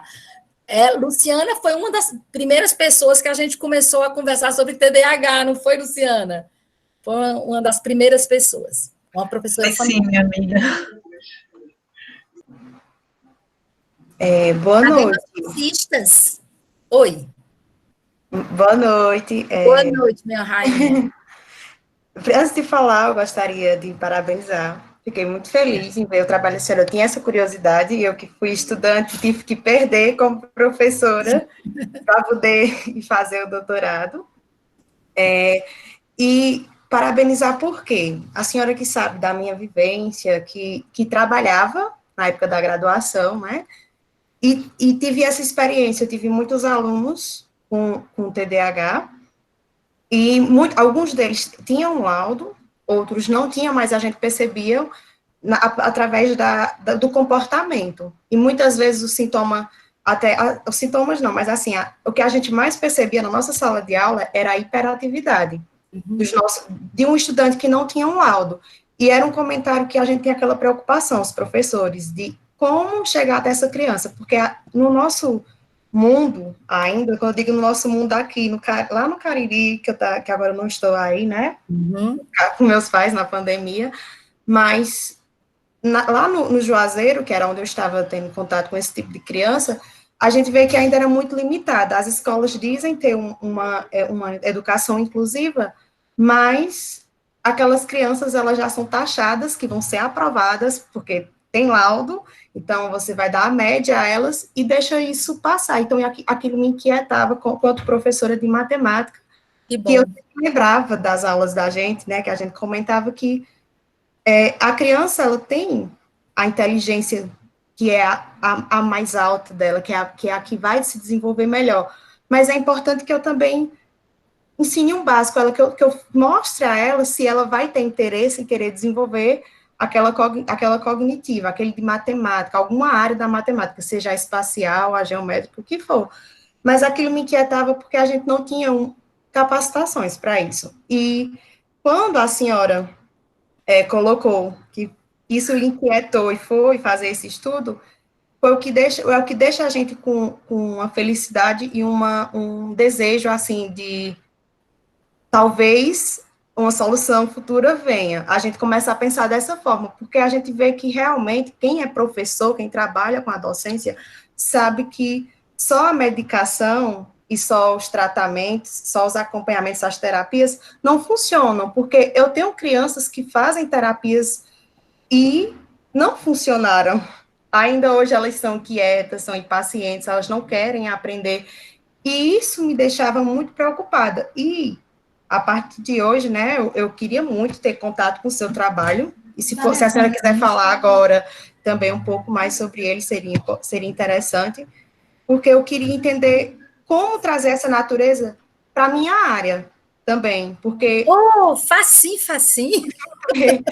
porque é muito bom a gente expandir a nossa matemática para as crianças de várias formas. Esse é o meu sonho, essa é aquela vontade que eu sempre disse à senhora, de fazer a criança, o estudante, gostar de matemática, porque a gente sabe que para destruir o desejo e o sonho deles em matemática tem muito já, né? Poder de vida e de morte aí, né? E Anne, assim como a matemática, como o português, como a geografia, como a história, qualquer coisa você pode levar para a natureza. O problema é porque a gente pega as disciplinas, a gente encaixota. A gente diz que o aluno tem que aprender isso em determinado momento, né? Mas quem vai sinalizar quando está pronta para aprender vai ser a criança. Então, quando ela está na natureza, ela descobre coisas fantásticas. A geometria está lá na natureza. Os números estão na natureza, a multiplicação, a divisão, a equação que eu não sei fazer, mas também está na natureza. Está tudo lá na natureza. É a forma como você conduz, certo? Joga. Olha, vai por mim. Joga esses meninos na natureza e deixa emergir deles, porque tu vai ver que tu vai estar ensinando tudo que tu precisa, certo? Sem precisar estar encaixotando. Aí você, à medida que vai emergindo, aí você vai aperfeiçoando. Quando se dá conta, eles já aprenderam, né? Agora, como eu presenciei em Portugal, que é uma coisa que a gente, para que a gente tenha a flexibilidade curricular, o professor tem que ser porreta, porque o professor ele tem que ter uma bagagem muito grande, porque ele não sabe o que vai sair. Se ele não tiver propriedade, fica difícil. Então, ele tem que ter. E ele tem que ser praticamente quase um polivalente, porque ele vai... Eu lembro que lá, uma criança me perguntou sobre uma caracol. Foi uma coisa do caracol. Aí prontamente eu respondi, o caracol. Aí a minha supervisora já me deu aquele olhar assim esbugalhado, né? Como quem diz, cala a boca. Aí eu murchei. O que foi que eu fiz de errado? Disse, Mônica, não dá resposta. Não dá resposta, deixa que ele vai descobrir, só provoca. Que é o que é isso que a gente faz na escola, né? É provocar. Então, deixa que a natureza, ela é educadora, a natureza é mestra. Aí a gente vai só conduzir. Mas tem que ter propriedade também do que a gente... o que vai emergir deles, a gente tem que ter propriedade para que depois que eles descubram, a gente dê aquela arrumadinha. Obrigada, meu anjo. Perfeito. Alguém gostaria de falar, mas com a Mônica? O pessoal continua colocando alguns comentários, Mônica. Mônica, posso falar? Quem está falando, por gentileza, fique à vontade. Mônica. Oi, Rita. Tudo, querida? Então, te parabenizar por esse trabalho lindo nossa, muito bacana. E eu anotei aqui e fiquei pensando, né? Tu falou ali, mas para o final, as palavras liberdade, natureza, afetividade. E eu fiquei pensando assim, que é o conjunto que também ajudou essas crianças, né? Sim. Mas quem não se beneficia por esse conjunto? Então, o quanto a gente precisa olhar para a escola, né, e repensar algumas coisas, porque as crianças, talvez, com alguma limitação, são as mais beneficiadas, mas todos se beneficiam, né? Sim. E aí eu também lembrei do Richard Louv, que ele diz que ele acredita que a grande inovação na educação não são as tecnologias, e sim a gente ter escolas mais verdes. Sim. E aí eu penso que está aí o teu Nossa, estudo para comprovar isso para a gente, né? Tá aí, comprovando. É a grande inovação da tecnologia. Alguém colocou ali a natureza cura, sim, a natureza ela cura, mas como tu disse, desde que a gente viva ela de forma cotidiana, né? Tem que ser Sim. sempre, não vai lá faz um tratamento, não, ela precisa, a gente precisa retornar a ela, nós que também somos natureza, precisamos retornar mais a ela, né? Não só. Exatamente. Maravilha, é exatamente isso. É interessante que quando eu comecei a minha tese, eu moro numa cidade de Chapada do Araripe, né? Nós somos abraçadas pela Chapada do Araripe. Eu nasci na cidade do Crato, uma cidade que você sobe a serra, você sobe a Chapada, é a coisa mais linda. E eu não me tocava mais, viu, Rita? Eu nem percebia que eu era abraçada pela natureza. O Pois meu é. meu mundo já estava tão mundinho que eu nem percebia mais. Eu comecei a voltar na época da ecoterapia, né? Mas esse contato de estar com a natureza, eu fui viver com a minha tese. E tem uma parte na minha tese que eu coloco isso, eu coloco até na primeira pessoa, que foi quase como um diário falando de mim. Eu precisei me ensimesmar. Eu precisei revisitar a minha cidade, revisitar aquilo que era meu e eu não me dava mais conta. Toda essa natureza estava aí para mim, gente, eu nem me dava mais conta. Eu nem me dava mais conta. Então a gente incorre no risco de nós não nos darmos conta do quão a natureza ela é benéfica, ela não é só motivo para selfie, né? O quanto essa ligação, porque assim, estar na natureza eu tenho que entender que eu tenho que me desconectar de tudo mais. Sou eu e ela, né? Sou eu e ela. Então, é uma troca, sabe? É uma troca. Eu vou dando a natureza vai me dando, e isso vai acarretando as mudanças em nós. Quando o Louvre diz que o Bosque era a minha Ritalina, gente, isso é muito forte. A pessoa que toma Ritalina, né, e de repente diz assim, o Bosque era a minha Ritalina, por que usar medicamento se eu tenho a natureza? Isso é muito forte, muito forte. Para mim é muito forte.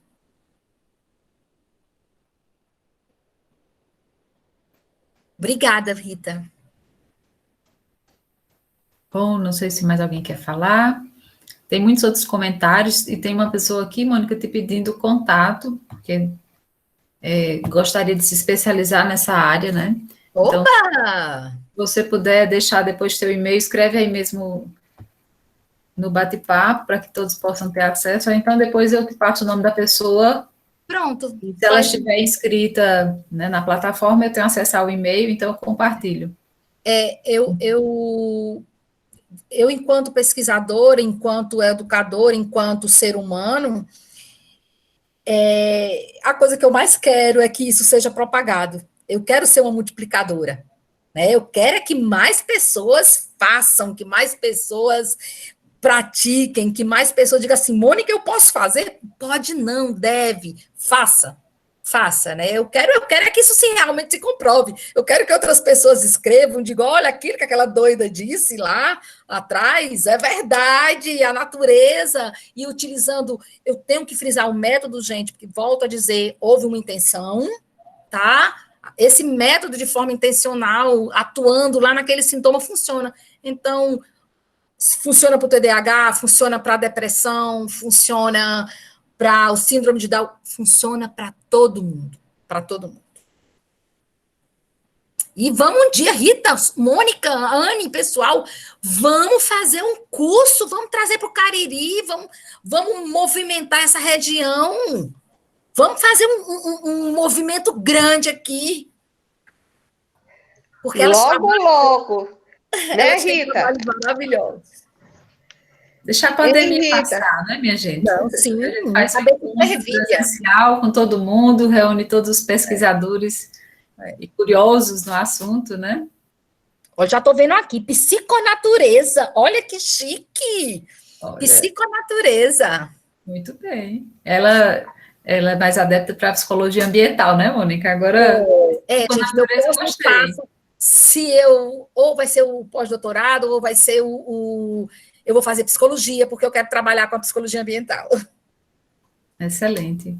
É uma velhinha assim, ó, caquética, beijo. Não, o professor me dizendo, acorda, Mônica, mas eu vou estar lá.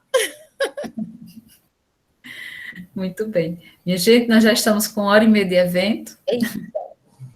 Eu disse que não ia controlar o horário, né? Mas Pois é, tu sabe que não pode fazer isso comigo, né? a Jocimara é de Blumenau, né? Santa Catarina, que bom. Que bom que a gente consegue, né, por meio desses eventos, essas palestras, atingir a várias regiões do nosso país, que a gente sabe que é tão desigual mas ao mesmo tempo tão rico, né, de experiências. E essa pandemia tem nos proporcionado esses momentos de interação e de troca. Isso é muito bom. Pessoal, eu queria pedir uma coisa. Exercitem o lado mais sensível de vocês, tá? Exercitem. Todos nós precisamos dessa sensibilidade. Cada vez que eu estava com aquelas crianças, gente, era como se o meu mundo fosse aquilo, fossem elas. E eu não conseguia entender por que elas eram tratadas tão mal, quando elas são tão maravilhosas. Então, por favor, exercitem a sensibilidade, seja na natureza, seja fora da natureza, mas sejam sensíveis para o outro, sejam sensíveis para aquele que precisa de vocês, porque eles precisam da gente com a intensidade que vocês estão longe de imaginar. E a fórmula, volto de novo, lá vai, afeto, gente, natureza, amor, é impossível não dar certo, é impossível não dar certo. Muito bem. Bom, agora é meu papel agradecer e finalmente e infelizmente encerrar nosso momento, né, de interação. Eu agradeço demais, imensamente, a professora Mônica pela sua disponibilidade, pela sua sensibilidade e de nos tocar, né? Ela me conhece muito bem, ela sabe que uma das minhas pouca inteligência, né, Mônica? É mais esse lado sensível e emocional. Mas, enfim, quando ela fala, a gente se derrete, não tem como. André, você gostaria de falar, professor André? Sim, o vídeo ele vai ficar disponível no canal do Grupo Gemas, no YouTube, após edição, que um dos membros da nossa equipe, né, um dos pesquisadores, aliás, da nossa equipe, ele está fazendo a edição, tanto das outras palestras, né, como também fará dessa, e aí eu vou disponibilizar e enviar o link do canal a todos os inscritos. Olha, Anne, eu acho que o Paulo falou assim, o Paulo falou que nós também precisamos das crianças, delas, né? Olha, precisamos ir muito, muito, muito. Elas nos recarregam, tá? É essa troca. Gente, quando eu falo, eu sempre falo em troca. Nunca é unilateral, tá? Sempre é essa troca. Muito bem, exatamente. Eu tenho uma sobrinha que ela não é diagnosticada, mas ela tem todas as características, né? E a gente percebe, inclusive, as dificuldades na escola e a falta de compreensão, muitas vezes, por parte da professora e da diretora, e que eu sou madrinha dela, né? Além de sobrinha. E já fui chamada na escola para que a gente desse solução à criança, como se fosse uma coisa assim. Passe de mágica, né? Passe de mágico, aperta aqui um botãozinho e ela vai ter um comportamento, né, adequado, né, como se fosse encaixotado, como você bem expôs. Então, realmente é um tema muito interessante que a gente tem na vida prática que desenvolver e que tentar encontrar maneiras, né, de, com essa mesma intensidade, com esse mesmo amor, trabalhar com essas crianças, para que elas saibam que não são erradas ou inadequadas. Sim, sim. E muitas vezes o sistema educacional tradicional coloca essa mensagem. Que ela é quem não é adequada, que ela é quem não serve para aquele ambiente, né? Quando, na verdade, talvez ela não esteja com o momento ali, momento não, quer dizer, ela não esteja sendo tratada como deveria, né? Ou compreendida como deveria na medida de suas especificidades, né?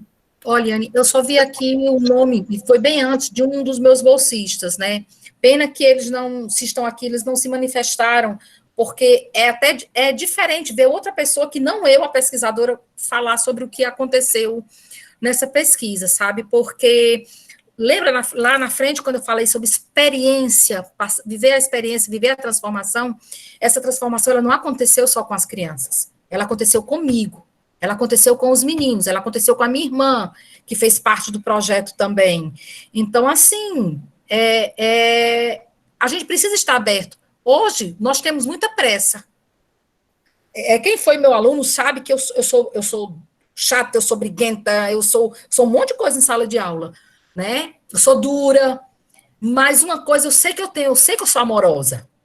Quando é necessário, eu sei que eu sou amorosa, porque a gente pensa assim, é na universidade não precisa ser amorosa. Quem disse que não precisa?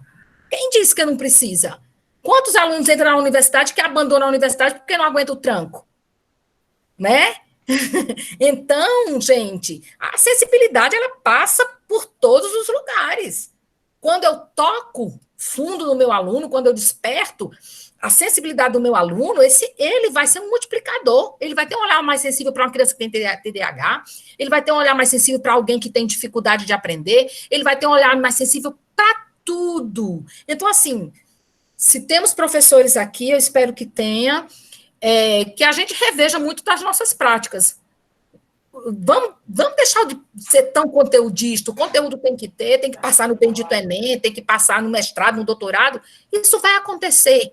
Mas se a gente tem essa sensibilidade, se a gente está aflorada, os sentidos para receber, gente, isso sai. Na medida que entra, ele sai com um fluxo gigantesco. Eu tenho Mônica. Só aluno massa. Mônica, essa fala da senhora é inquietante, a gente ficar calado. Porque, assim, talvez se houvesse, né, mais sensibilidade na universidade, existisse menos evasão. Sobretudo até em cursos de exata, que ainda é uma carência da gente, né? E esse parênteses que a senhora abriu é interessante, que muitos professores, hoje eu estou falando como professora, né, eles confundem que a sensibilidade é uma falta de cobrança. E não é, eu digo isso porque fui aluna de Mônica e hoje sou professora. Ela era uma professora que cobrava, diferente de muitas outras que a gente conhece. Ela cobrava, se brincar, até mais que os professores da própria exata. A gente fazia prova também, a gente também era cobrado, era avaliado de várias maneiras, mas ela passava um amor e uma sensibilidade que cativava. E eu acho que o professor ele precisa passar isso. O professor, se ele não cativa o estudante, se ele não passa uma confiança para o estudante, então é a mesma coisa de um pai, de uma família, de uma criança dentro de uma casa e não poder confiar nos seus pais, na sua família, porque o professor ali, ele é uma ferramenta importantíssima no nosso aprendizado. Se a gente não confia nele, não acontece. Se não tem a relação adequada, o ensino e a aprendizagem ele não acontece. Então, realmente, isso é uma coisa que a senhora me ensinou e eu tento aplicar nas minhas salas de aulas e eu vejo que dá retorno. Sou uma professora de matemática, os professores dizem, Anne, por que tu é tão amada? Por que teus alunos, até os da universidade mesmo, chegam a dizer que escolhem, que eu trabalhei no curso de ciências interdisciplinar, da UFCA, e teve alunos que disseram que ia para matemática por causa de mim. Olha que maravilha. Que era recém-formada, mas que consegui passar para eles uma segurança que eles não tinham em outros professores por ter medo de achar que a matemática ela era impossível. Eu dizia a eles que não, que eu era um estudante que tinha tantas dificuldades como eles e ainda tenho, como professor e como estudante também, que a gente tem a vida toda, mas que a coragem da gente, a força de vontade levava a gente a seguir em frente e terminar um curso, por mais que os professores tocassem terror. Tudo isso, você imagina, se um estudante universitário passa por tudo isso, imagina uma criança que tem TDAH, ou que tem o TEA, ou que tem um outro. Tu consegue imaginar? Porque a gente tem pessoas desse jeito ali na universidade também, né? Mas, infelizmente, eu tenho um título de doutora, suei pra caramba, sofri, sou grata por ele termina abrindo portas, o título, mas o meu título, ele é consequência da minha tese. O meu título é Natureza e TDAH. O meu título não é pela soberba, o meu título é o que é que eu posso oferecer com o que eu aprendi. Então, por favor, quem ainda não fez doutorado ou mestrado, não se deixe sucumbir à arrogância da academia, por favor. Muito bem. Ô, Mônica, o professor André Luiz, ele gostaria de falar, então, sim, sim. Por favor, professor André. Oi, André. Oi.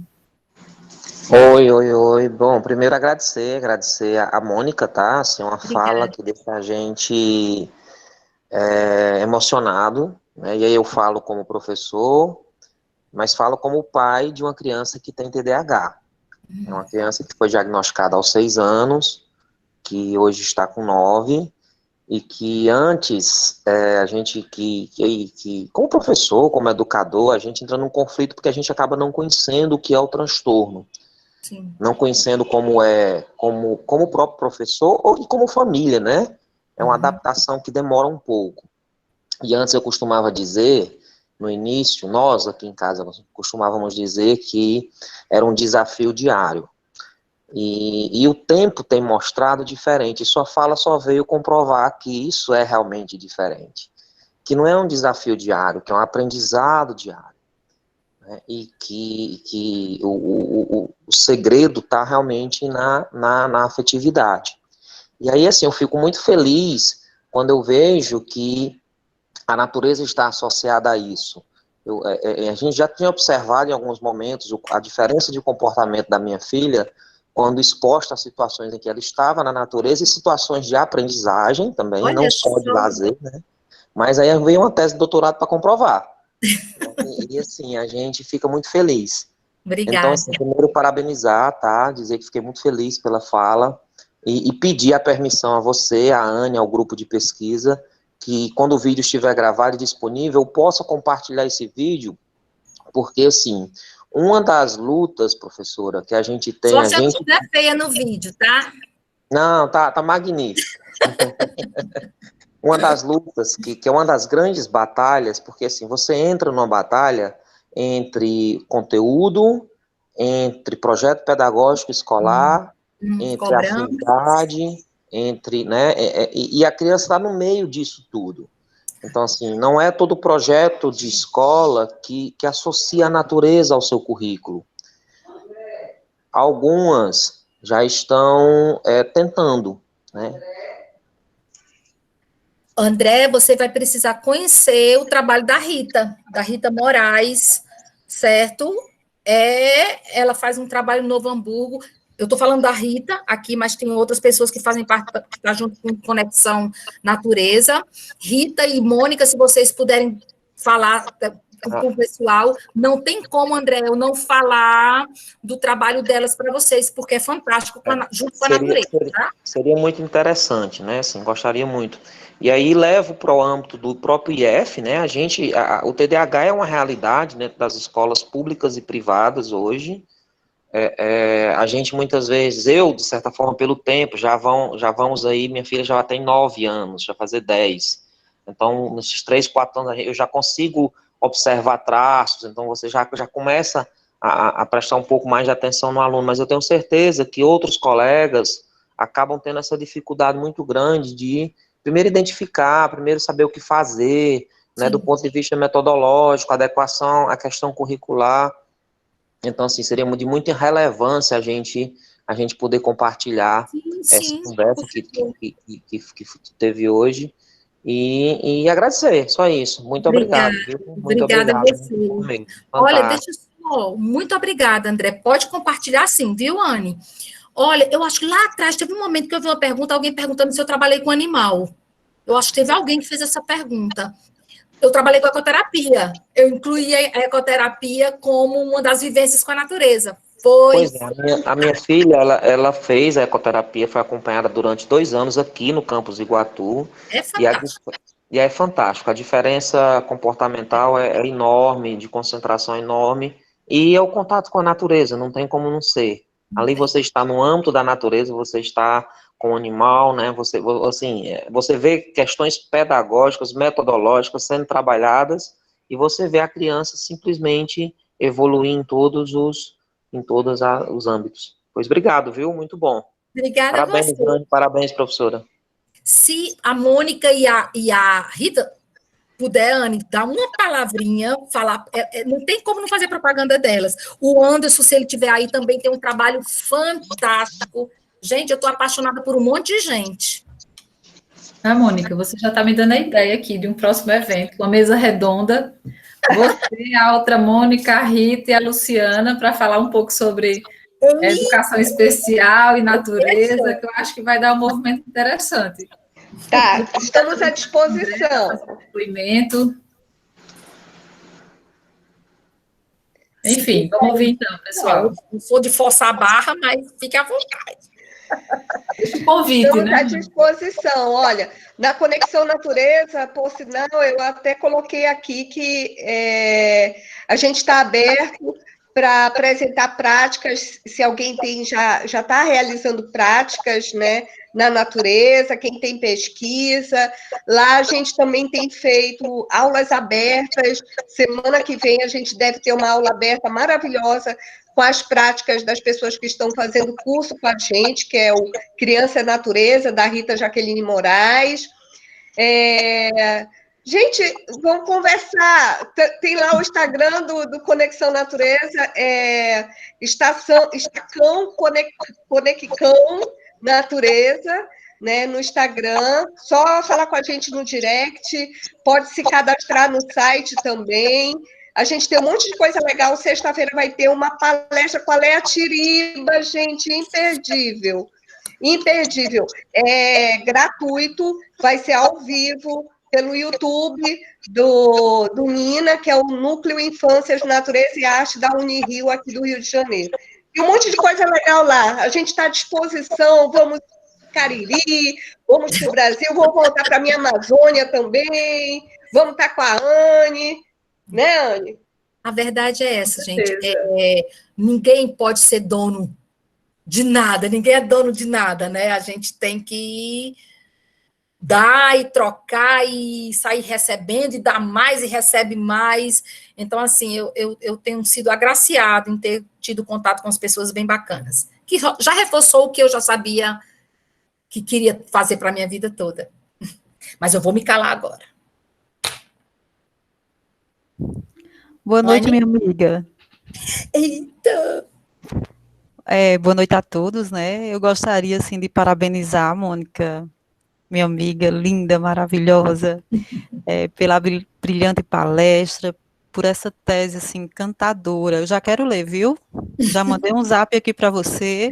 Tá bom, 330 páginas, tento ler. O tema é, assim, super interessante, né? Tu sabe que eu também pesquiso TDAH, então, assim, para mim é bem tranquilo. Bom, então, entrei agora só para parabenizar você, agradecer, você sempre nos encanta, trazendo essa fala, e esse trabalho com a natureza é fantástico. O TDAH, ele gosta muito do movimento, do vento, do verde, da terra, da água, né? Também sou mãe de uma criança com tarefa, de uma criança não, já está uma adulta, né, com TDAH. Já ia dizer. Então, assim, eu lembro, criança, brincava muito com água. Água, para ela, era tudo, e ainda hoje é. Então, minha amiga, só parabenizar você, e já fazer um convite, viu? Nós estamos aqui, aproveitar, nós estamos aqui com um grupo de pesquisa em Educação Matemática Inclusiva. Esse grupo que eu estou liderando, a gente nasceu 15 dias antes da pandemia, e aí a gente está com alguns projetos que eu vou depois mandar para você pelo WhatsApp, para você compartilhar. E aí eu convido você para a gente discutir um pouco sobre TDAH. Nós temos, assim, algumas pessoas curiosas e alguns alunos matemáticos, por incrível que pareça. Então, assim, é um grupo que está muito bacana, a gente está conseguindo levar um número até considerável, né, de alunos da matemática para o nosso grupo. Temos pessoas da pedagogia também, e está sendo bem bacana. Então, que bom. Obrigada parabéns. pelo convite, obrigado pelas palavras. Fiquei muito feliz de poder estar aqui hoje. Foi o Mário que passou para mim. Então, minha amiga, um abraço bem grande. Fiquem com Deus. Obrigada, muito obrigada. Um cheiro. Mônica, o Daniel pediu para falar um pouco sobre a experiência de jardim, tá? De contato com a natureza. Então, Daniel, por gentileza, pode habilitar seu microfone. Esteja à vontade.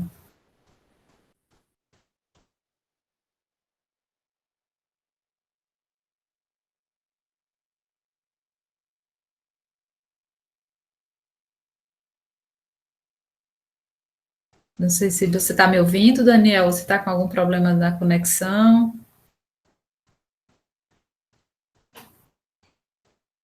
Bom, enquanto ele resolve algum possível problema, se alguém quiser falar... Voltei. Opa, que bom. Esteja à vontade. Boa noite. Boa noite, pessoal. Só falando aqui sobre a experiência que eu tive aqui em Jardim. Sou natural de Jardim e a experiência que eu tive com a natureza através dos projetos, programas que eu participei na Escola do Ensino Fundamental. Então, eu vou falar mais porque eu participei. Esses projetos, eles eram desenvolvidos pelas escolas do município, através do programa Mais Educação, e esse programa, ele se dava no contraturno do horário de aula do aluno. Então, geralmente, o aluno ele passava o dia todo na escola. Apesar da escola não ter estrutura, mas o aluno passava manhã e vinha para casa, porque as casas são próximas da escola, almoçava e voltava para a escola. Então, praticamente, posso considerar que passava o dia todo na escola. E nesse programa Mais Educação, ele era para os alunos se desenvolverem. E nele a gente participava da produção de hortas, das trilhas e das plantações de mudas, porque aqui em Jardim é muito, tem uma área de plantação muito grande, é uma floresta maravilhosa, sem fazer propaganda, né, daqui de Jardim. Aí o que é que acontece? Apesar da ausência de alunos com TDAH no espaço onde eu convivi, é interessante comentar porque a gente, como observador hoje, acaba enxergando a sensação de pertencimento dos demais em participar dessas atividades que está ligada à natureza. E é como a Rita disse, que ela falou, todos se beneficiam com as diversas atitudes tomadas para ter contato com a natureza. Tanto quem está participando, como quem está observando. Sim. Então, essas atividades, elas, além de servirem como uma forma de conscientização, elas acabam contribuindo para o desenvolvimento das crianças e passam um sentimento de pertencimento tanto com a natureza quanto para o grupo que está envolvido. Era só isso, e parabéns, Mônica, mais uma vez pela palestra, e agradeço por ter compartilhado com a gente isso. Obrigada pela partilha, maravilhoso, é muito bom escutar, Daniel, muito obrigada. Mônica, Maria Karina, perguntando se você indica algum livro sobre TDAH. Eita, de chofre assim, não, é Karine Queiroga? Depois eu mando alguma coisa, mas assim, de cara, tu sabe que eu sou péssima, né? No link pronto, lá com Karine, eu te mando sim, tá? Eu mando. Olha aí, o André. O André Luiz está indicando algum aí. André, indica aí. André. Eu não guardo o nome de autores, é triste. No Mundo da Lua. Ah, tem... Luciana, tem... Ai, meu Deus, como é o nome dela? Não, é melhor não me enrolar. Mas tem muito livro bacana. Embora nos últimos tempos eu estou lendo muito mais artigos do que livros, né? Quando a gente está fazendo um doutorado, o livro fica num plano bem distante. É artigo. Mas eu vou indicar sim, tá, Karine? Muito bem. Mentes Inquietas. Mentes Inquietas? Mentes Inquietas. Pronto. Talvez para adulto, né? Pronto? Gente, 2 horas de palestra, lá volto eu com o relógio. Todo mundo dormiu. né? Infelizmente, tenho que cumprir esse papel de controlar, porque senão a gente chega aqui 4 horas da manhã e está todo mundo falando sobre TDAH, né?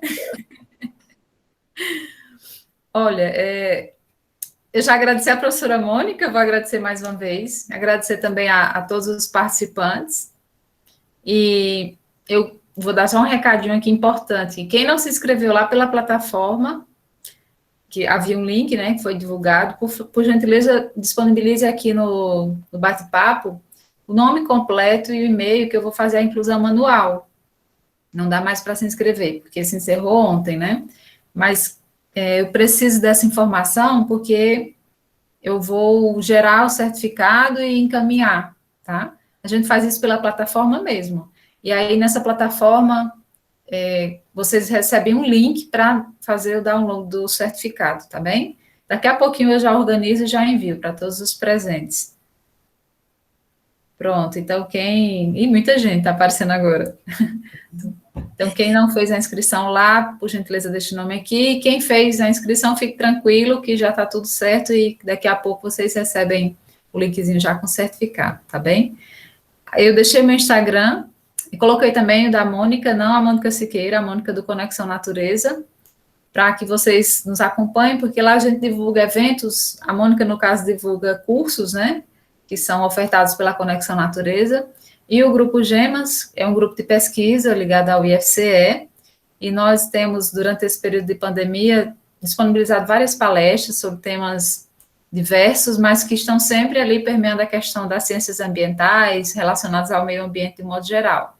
Já tivemos palestras com engenheiros, com advogados, inclusive temos hoje aqui pelo menos 2 palestrantes, a Ariane, que falou sobre compras sustentáveis, e a Regiane e a Camila, que falaram sobre a questão dos plásticos, né, no oceano.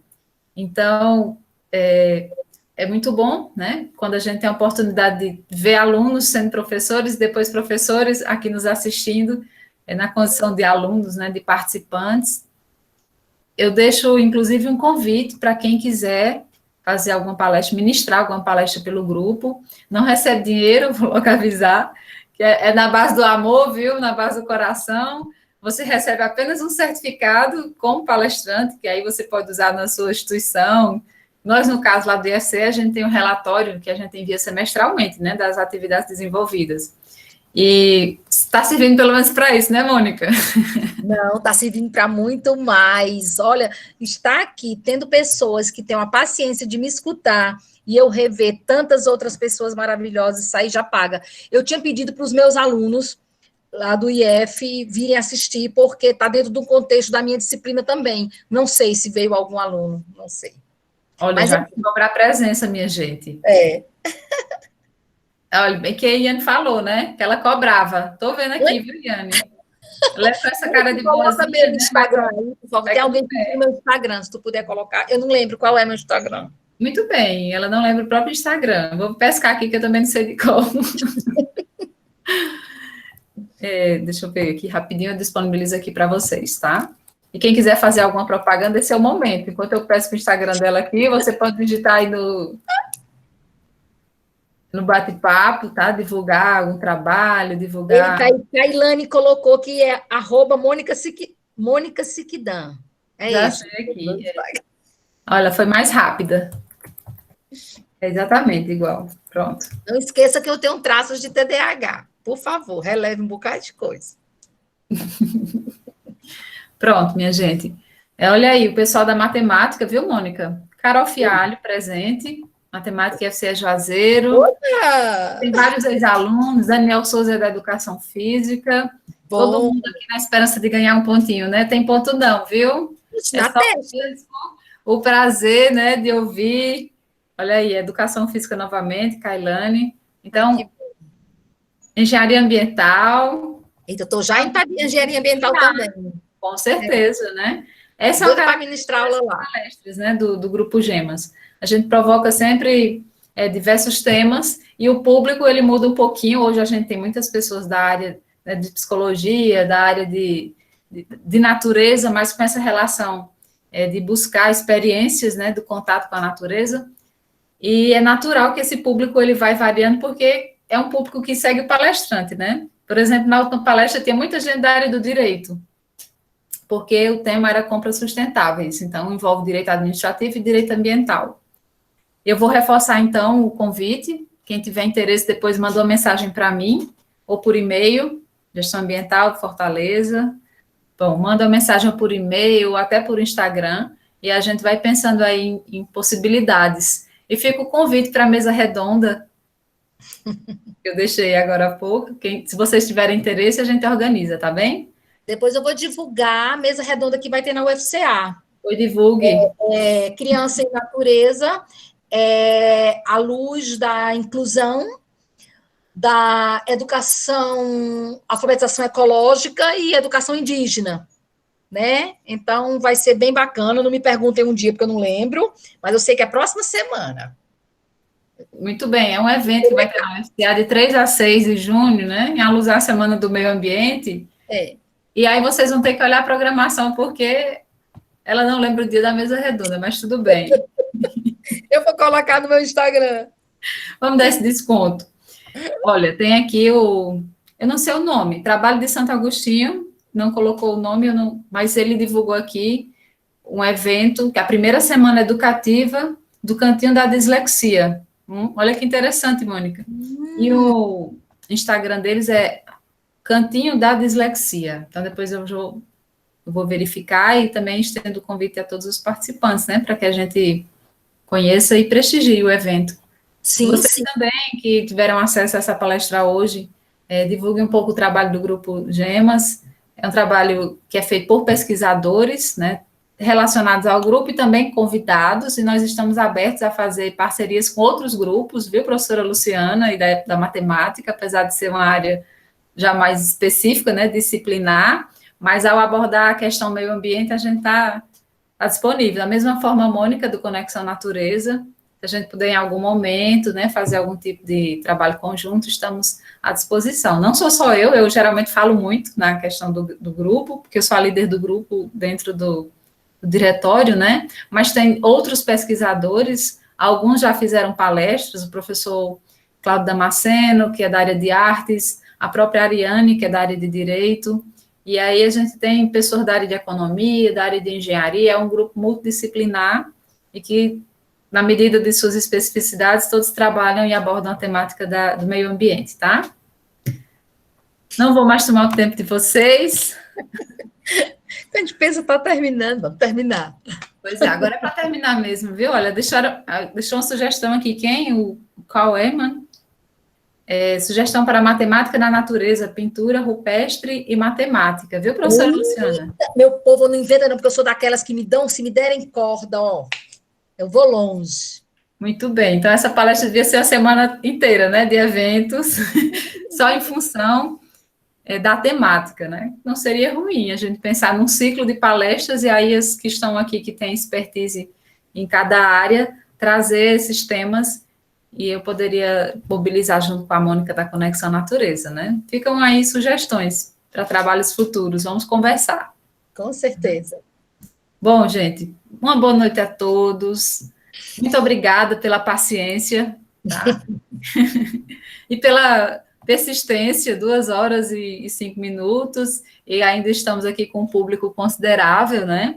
Um grande abraço a todos, que fiquem bem, que estejam com saúde, né, juntamente com seus familiares, e que apesar dessas circunstâncias, desse momento que estamos atravessando, que a gente consiga manter a cabeça no lugar, manter mais ou menos as ideias ordenadas, né?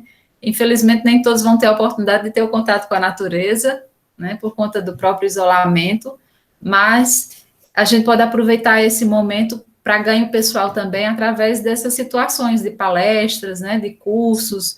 Então, é um momento também que a gente pode usar para enriquecer, né, tanto pessoal como profissionalmente, tá bem? Um abraço a todos, foi um prazer conhecê-los. Muito obrigada também. Beijos, saudades. Espero vê-los nas próximas palestras. Eu divulgo sempre pelo Insta, tá? Aí quem quiser dar uma olhadinha de vez em quando, é público, não tem que me pedir permissão. Então, só dá uma olhadinha e aí você vê se tem algum evento agendado. A gente tem a previsão, inclusive a Silvia, que estava aqui, eu não sei se ela ainda está, vai fazer sobre ecoturismo, que vai ser agora em junho, a próxima palestra, tá? E aí a gente não tem a data definida ainda, mas provavelmente será na segunda semana. Bom, boa noite. Boa Obrigada. noite. Um abraço a todos. Beijo. Sintam-se todos um cheiro e um queijo.